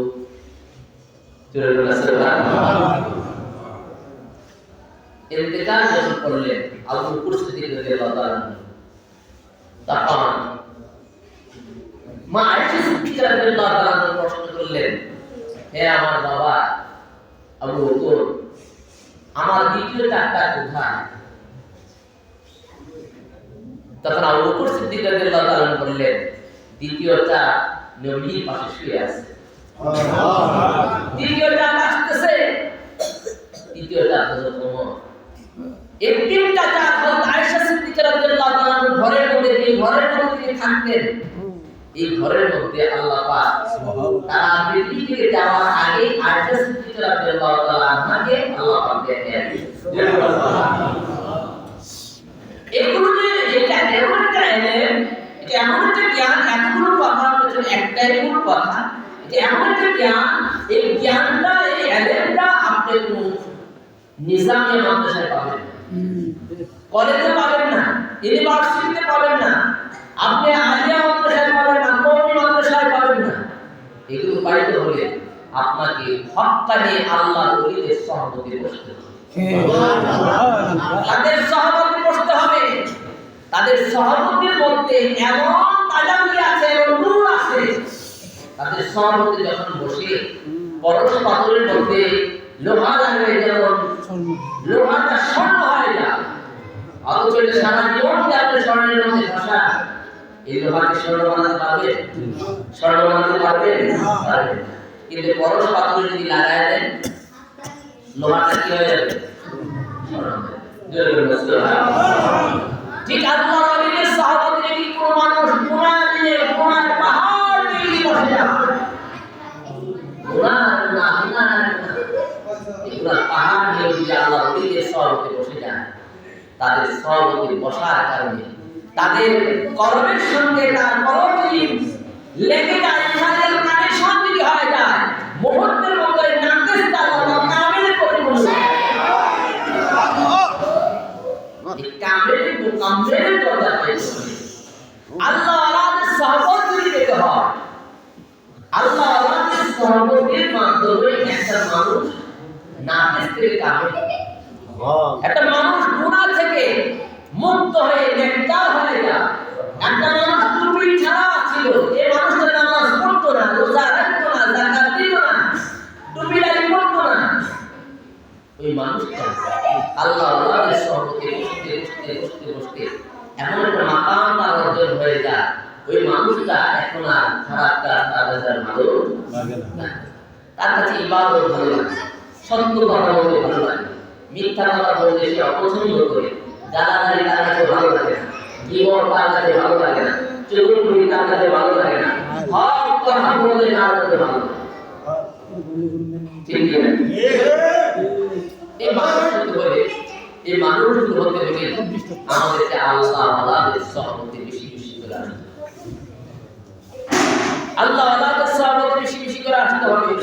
আল্লাহ আল্লাহ দুনিয়ার জমিনের মধ্যে সাধারণ মানুষের মতো চলে, সাধারণ মানুষের মতো চলে, এই কথা বলে আমি আলোচনা সমাপ্তির দিকে চলে আসছি।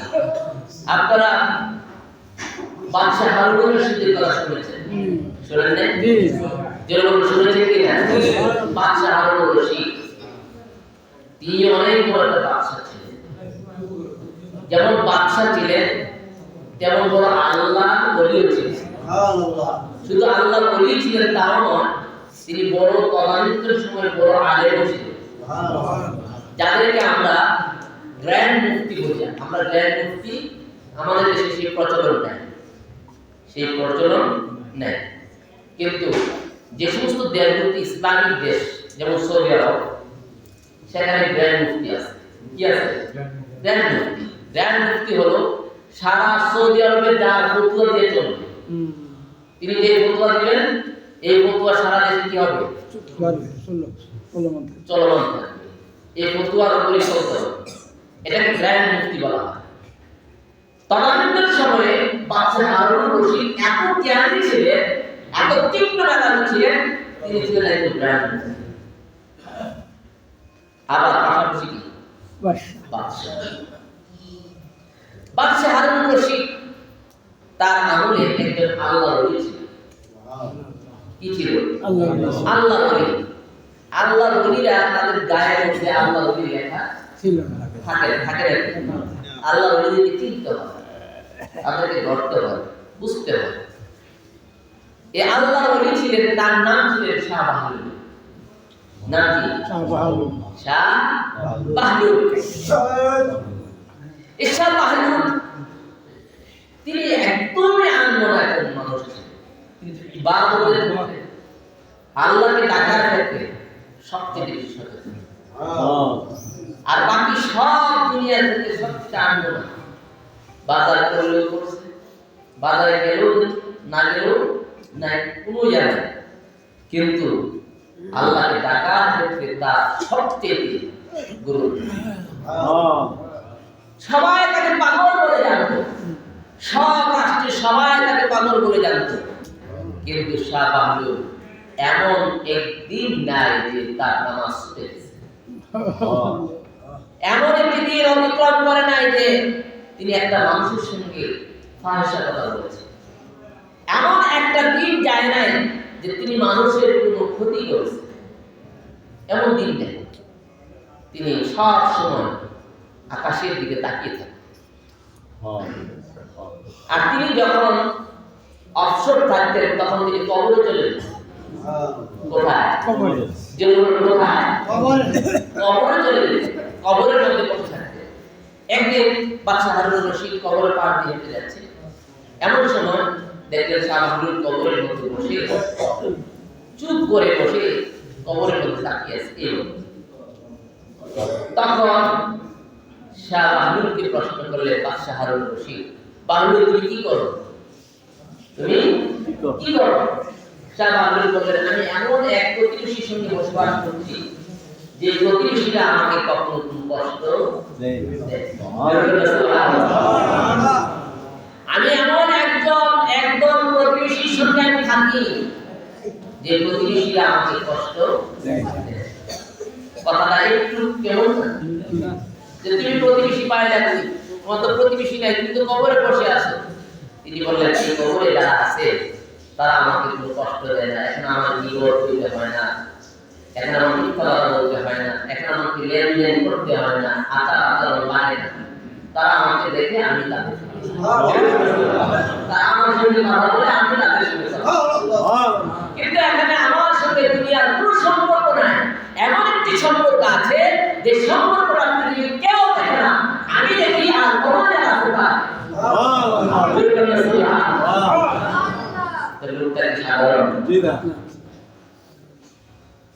তখন বাদশাহ হারুন রশিদ বললেন তুমি তো আর কাজ নাই তোমার এই জন্য তুমি এখানে বসে বসে তুমি এই কাজ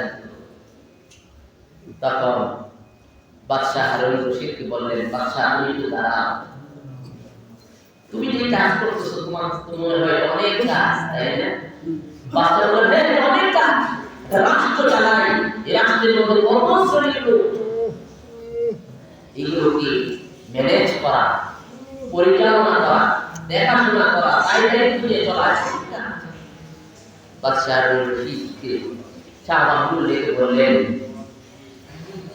তোমার উপরে কি কাজ করবে তুমি যে এই জায়গায় যাও তুমি যেদিকে শোনো যেদিকে তোমার রওনা হও সেখানে 2 সপ্তাহ আগে 3 সপ্তাহ আগে সেখানে লোক পাঠায় জি পাঠায় যে লোক পাঠায় না বাদশার প্রটোকলের জন্য পাঠায় কিন্তু এই এখানে যে আলবা এখানে কিছু পাঠায় এই কবরে তোমাকে আসতে হবে। এই কবরে তোমার বাবা শুয়ে আছেন, তোমার মা এই কবরে শুয়ে আছে। এই কবরে যদি আসবা, তুমি তো বাদশা, এখন কোনো soldier, land force, air force পাঠাইছো, খাবার ওষুধ এগুলো পাঠাইছো? বাদশা মানুষ, অল্প কথা, আবার কি আলে কথা বুঝে না? বাদশা চিন্তা করলেন, কথা তো কথাটা সত্যি কথা। আমি তো যেখানে যাই সেখানে তো আমি যাওয়ার আগে সেখানে নিরাপত্তা নিশ্চিত করা হয়, সেখানে নিরাপত্তা নিশ্চিত করা হয়।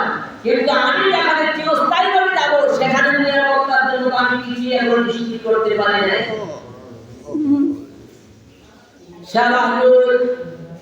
বাদশা হারুন রশিদকে যখন এই কথা বললেন, হারুন রশিদ তিনি বুঝতে পারলেন এই পাগল তো সুদা পাগল না, এই পাগল তো সাধারণ পাগল না, এই পাগল তো আল্লাহর পাগল। যে পাগলের সঙ্গে আল্লাহর সম্পর্ক আছে, আছে আছে। এই কথা বলার পর বাদশা মাথাটা নিচু করে চিন্তা করতে করতে তিনি তার রাজপ্রাসাদের দিকে তিনি চলে গেলেন। রাত্রিবেলা গভীর চিন্তা করছে, এই বাদশাহী আমার কি লাভ, এই বাদশাহী আমার কি লাভ হবে? আজকে যদি আমি মরে যাই, সব বাদশাহী আমার তুচ্ছ হয়ে যাবে। তিনি চিন্তা করতেছিলেন, চিন্তা করতে করতে রাত্রিবেলা তিনি নবীজির সঙ্গে তার জিয়ারত,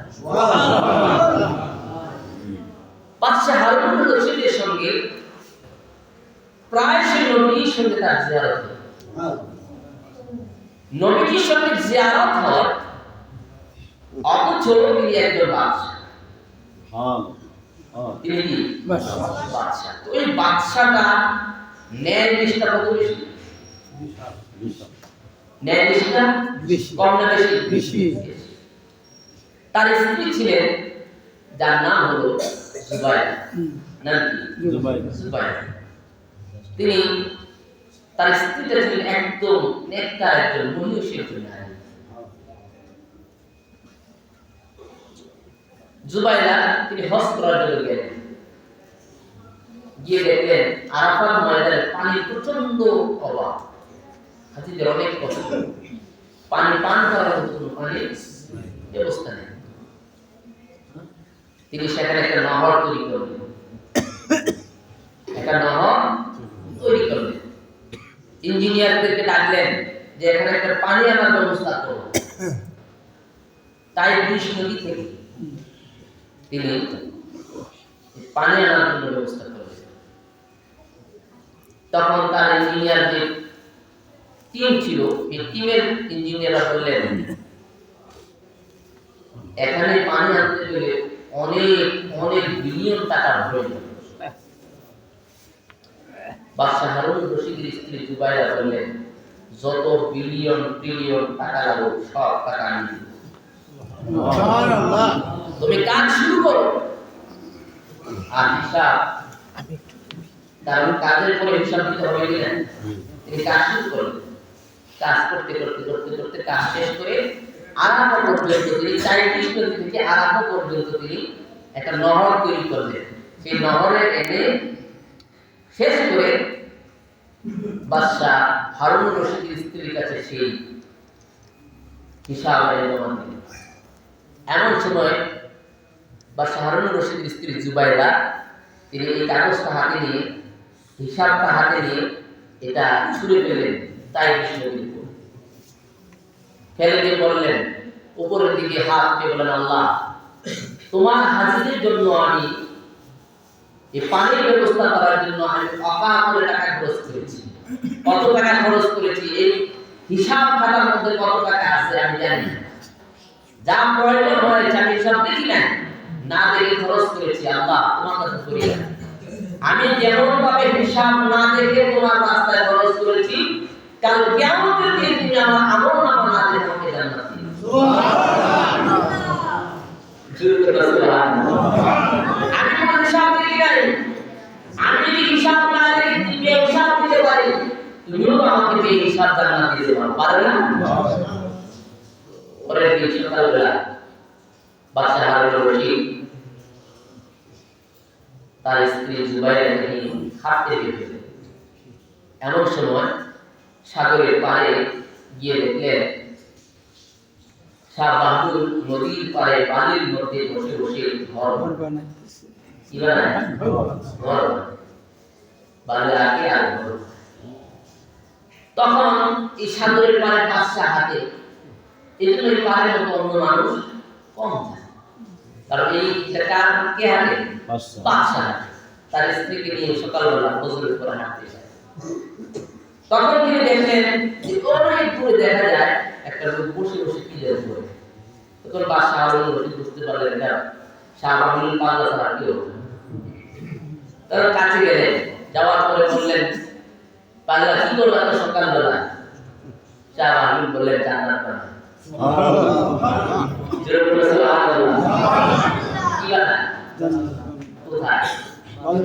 সাগরের পাড়ে, আর এই নদীর পাড়ের মধ্যে শাহ বাহাদুর কি বানায়? জান্নাত বানায়। বাদশাহ হারুন রশিদ একটু কৌতূহল করলেন, আর পাগল যা কয় তার কথার মধ্যে তুমি আছেন। তো তখন রানী জুবাইরা তিনি বললেন, আপনি যে জান্নাত বানান এই জান্নাত দিয়ে দেবেন? সুবহানাল্লাহ। জোরে বলো সুবহানাল্লাহ। তাহলে জান্নাত কি কত? কত না? কয় না? একা। সাথে সাথে তিনি সারা বলে দিয়ে বললেন, আমি আপনার এই জান্নাতটা কিনলাম। জোরে বলো সুবহানাল্লাহ। আমি আপনার এই জান্নাতটা কিনলাম একা না দিয়ে। এবার বাদশাকে জিজ্ঞেস করে, বাদশা আপনি কিনবেন না? বাদশা জবাব দেয়, পাগলে কি কয় না কয়, নদীর পাড়ের মধ্যে বালি দিয়ে আঁকে আর কয় জান্নাত বানায়। তুমি পাগল হচ্ছে, তুমি কিনছো যাও। কয়ে তাকে নিয়ে হাঁটা শুরু করে। সারাদিন রাষ্ট্রীয় কাজে ব্যস্ত। বাদশাহ হারুন রশিদ তার জীবনের মধ্যে পাওয়া যায় তিনি প্রতিদিন রাষ্ট্রের কাজ শেষ করে প্রতিদিন রাতে 100 রাকাত নফল নামাজ পড়তেন। সুবহানাল্লাহ। কত রাকাত? 100 রাকাত। তিনি 100 রাকাত নফল নামাজ পড়লেন, পরে তিনি ঘুমিয়ে পড়লেন। ঘুমের মধ্যে তিনি দেখতেছেন কিয়ামত শুরু হয়ে গেছে। জোরে বলো সুবহানাল্লাহ। কি শুরু হয়েছে? কিয়ামত। আমরা তো ভূমিকম্প হইলে মনে করি যে কিয়ামত শুরু হয়েছে, এর আগে বুঝি যখন ভূমিকম্প হয় ইজা সুলসিলাতিল আরদু জিলজালাহা, জমিন যখন প্রকম্পিত হওয়া শুরু করে তখন সন্তানের কথা মনে থাকে না, স্ত্রীর কথা মনে থাকে না, বাবার কথা মনে থাকে না, মার কথা মনে থাকে না, আগে নিজের জান বাঁচায়। যখন ভূমিকম্প শেষ হয় তখন তার স্ত্রীর কথা মনে হয়, সন্তানের কথা মনে হয়, একদম ছোট্ট শিশুটা কাছে পায় তাকে নিয়ে দৌড়বে। বাদশাহ হারুন রশিদ যখন ঘুমাইলেন তিনি দেখতেছেন কিয়ামত শুরু হয়ে গেছে। এত কঠিন কিয়ামত। মাঝে মাঝে আপনারা স্বপ্নে দেখেননি সাপে দৌড়ায়? জি দেখেন না? অথবা তোরান নিয়ে দৌড়াচ্ছে, কেউ পিস্তল নিয়ে দৌড়াচ্ছে, দেখেন না স্বপ্নে এরকম? বাদশাহ হারুন রশিদ দেখলেন যে কঠিন কিয়ামত শুরু হয়ে গেছে। এই কিয়ামতের মধ্যে কে যেন তাকে দেখে জান্নাতের একটা রাস্তা দেখায় দিয়েছে। তিনি জান্নাতে ঢুকলেন, ঢুকার পরে তিনি হাঁটতেছেন, কোথাও তিনি যেতে পারতেছেন। যেতে গিয়ে দেখেন একটা জান্নাত দেখা যায়, যে জান্নাতের মধ্যে লেখা হাযা বাইতি বাইতু সুবাইরা। হাযা বাইতি বাইতু সুবাইরা, যে এই ঘরটা, এই জান্নাতটা সুবাইরা। তখন তিনি এটার ভিতরে ঢোকার জন্য, জুবাইরা তার স্ত্রী, বাদশার স্ত্রী, যেহেতু এটা আমার স্ত্রীর ঘর তাহলে তো আমার এটার মধ্যে অগ্রাধিকার আছে কি না? আছে। এজন্য তিনি এটাতে ঢোকার জন্য তিনি চেষ্টা করলেন। এমন সময় তাকে বললেন, না এই ঘর তোমার না, এই ঘর রানী জুবাইরা, এই ঘর তিনি শাহবাগলুর থেকে কিনেছেন। কার থেকে? ওই পাগল থেকে। এই শাহবাগলুর থেকে ঘর নিয়েছে, এই জান্নাতে তিনি ঢুকতে পারবে না। এবার বাদশাহ হারুন রশিদ পাগলের মতো ঘুরতেছে, কোথাও তিনি জায়গা পাচ্ছেন না। আর এদিক দিয়ে ঘর এত বিকট, হাসরের ময়দানে কঠিন হুঙ্কার শোনা যাচ্ছে, মানুষগুলো চিৎকার করে করে কাঁদছে। তিনি তার পুরো শরীর থেমে গেছে। বাদশা মানুষ তো একটু আরামায়েশ তো ছিল, ঠিক না? এই বিপদের মধ্যে যখন পড়ছে, তিনি ঘুম থেকে উঠে দেখে জেগে উঠে দেখে তার পুরো শরীর ভিজা, ভিজে গেছে। তখন রানী জুবাইরাকে ডাক দিলেন, ডাক দিয়ে উঠানোর পরে তিনি দেখতেছেন বাদশা থরথর করে কাঁপতেছে। কি হয়েছে আপনার? আমি স্বপ্নে এই জিনিসগুলি দেখছি। তখন রানী জুবাইরা বললেন যে ওই পাগলারে বলছিল যে আপনার এক পয়সা দিতে, তখন তো দিলেন, বলে না স্বামী স্ত্রী কথা বলে না, তখন তো নিলেন না। ওইটা তোমার ভুল হয়ে গেছে, এটা তোমার ভুল হয়ে গেছে, চলো আজকে দেখে আবার পাই।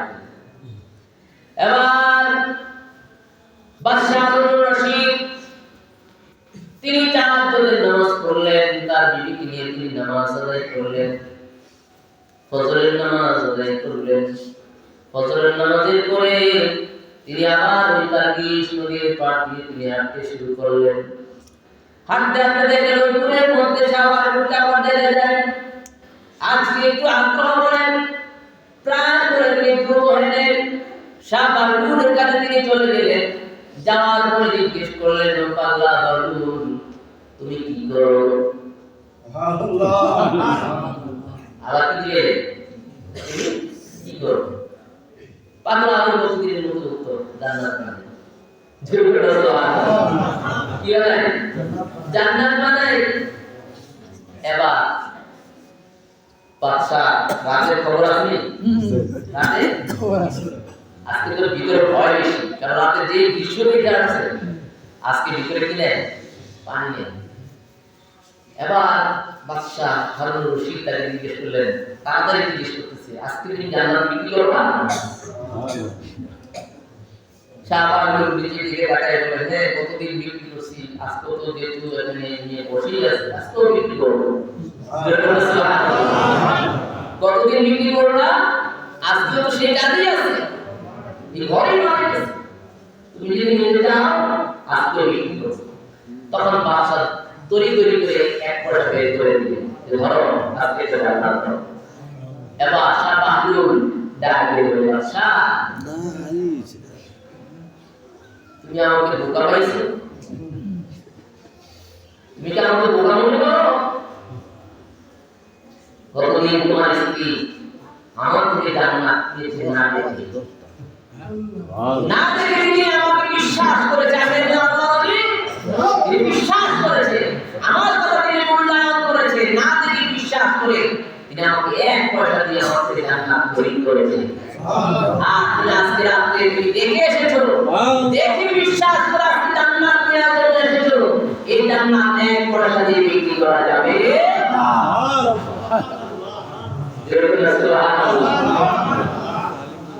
বাদশা কি দেখছে রাত্রে, এটা শাহবাগলুরের কাছে খবর আছে কি নাই? আছে কি নাই? বাদশা এবার চিন্তা করলেন, রাত্রে দেখলাম পাগলা তো এখনো নদীর পাড়েই আছে, সে যেন আমাদের স্বপ্নের কথা, সে যেন আমাদের স্বপ্নের খবর জানে, সে তো রাতের স্বপ্নে কি হয়েছে এটাও না। তখন বাদশা জ্ঞানী মানুষ, তিনি জিজ্ঞেস করলেন, বাদশাহ জিজ্ঞেস করলেন, বাবুল তাহলে আমার কাছে কত বিক্রি করবো আপনি বলুন। তিনি বললেন, যে দেখে বিশ্বাস করে, যে ব্যক্তি দেখে বিশ্বাস করলো তার কাছে আমি একটা সত্যি বিক্রি করতে রাজি, তার রাজত্বের অর্ধেক রাজত্ব যদি আমাকে দেয় তাহলে আমি তার কাছে যাবো না।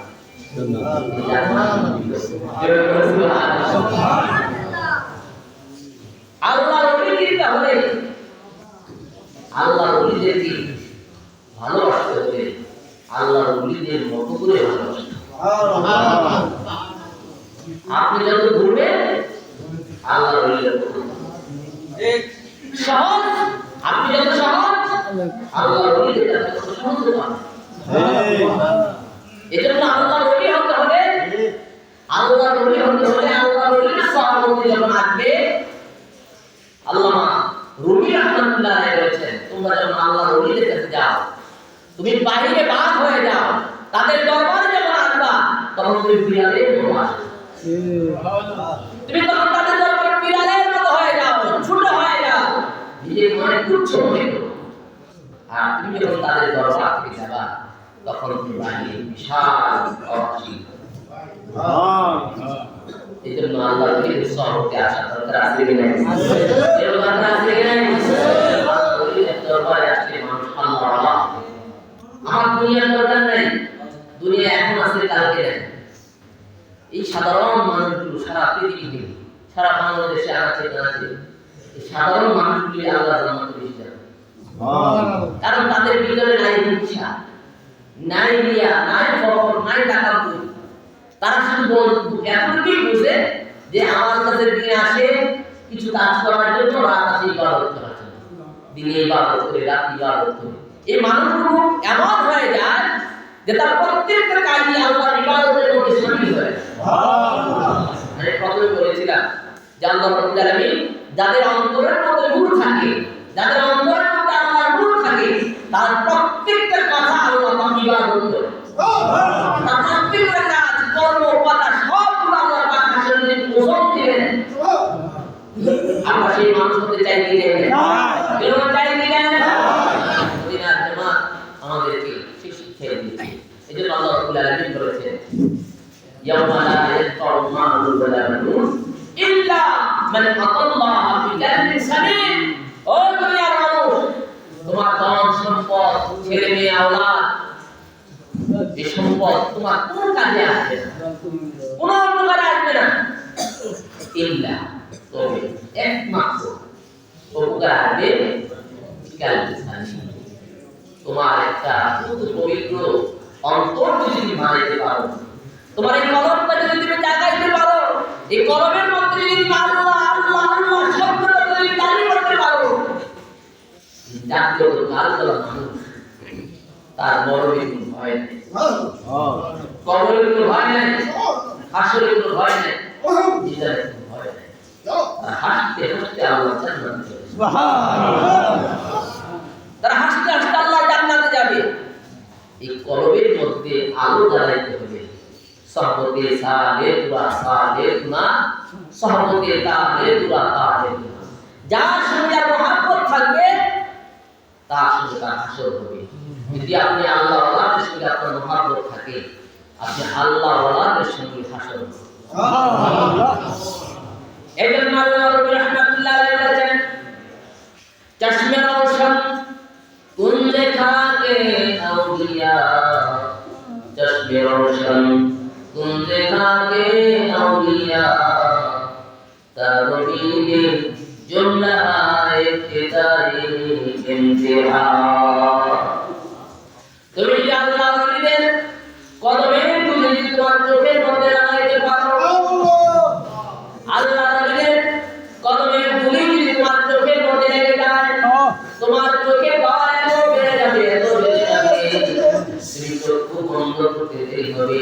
তোমার এই চোখ দিয়ে আল্লাহর সৃষ্টি শুরু থেকে সৃষ্টির শেষ পর্যন্ত তোমার এই চক্ষু দিয়ে তুমি দেখতে পারবা। আল্লাহর ওলিদের নেক নজর, দুলা বলতে কি পায়ের দুলা, চোখ বলতে কি আমার এই চোখ, এই চোখ নয়। অন্তরের চক্ষু দিয়ে তোমার পড়ে যায়, অন্তরের চক্ষুর মধ্যে যদি তুমি আল্লাহর ওলিদের সাহাবাদের যদি সেই কোরআন লাগাইতে পারো, তার নেক নজর দিতে পারতে পারো, তাহলে ইবতিদাই ইন্তেহা, শুরু থেকে শেষ পর্যন্ত আল্লাহর প্রতি জগতে যা আছে সব খুলে দিবেন কে? আল্লাহ। খুলে দেওয়ার জন্য আপনার দিন রাত আল্লাহ এই পথের মধ্যে আমরা শামিল হয়ে আছি, ঠিক কি না? আমরা এই পথে থাকতে চাই কি চাই না? চাই কি চাই না? আল্লাহ পাক আমাদের কবুল করেছেন। আল্লাহুম্মা আমিন। মদিনার জামাত কামাল দরবার শরীফে পীর মুর্শিদ কেবলা আমাদেরকে এই মদিনার জামাতের শিক্ষাগুলো আমাদের সকলকে দিয়েছেন, ঠিক কি না? এত দূরে এই মানুষগুলো বসে আছে, এটা কি আমাদের মহব্বতে না আল্লাহর মহব্বতে? যার মহব্বতে আপনারা যে এই রাস্তা ওই পর্যন্ত বসে আছেন, এই বসাকে আল্লাহ পাক কবুল করুন। এই বসার ওসিলায় এই এলাকার মধ্যে অনেক মানুষ যারা মদিনার জামাত কামাল দরবার শরীফকে ভালোবেসে মহব্বত করে দিলের মধ্যে কলবের মধ্যে সেই আল্লাহ এবং তার রাসূলের প্রেম জাগ্রত করে তারা দুনিয়া থেকে বিদায় হয়েছে। আল্লাহ পাক এই এলাকার সমস্ত কবরে তাদের রূহের মধ্যে আমাদের সালাম পৌঁছে দেন।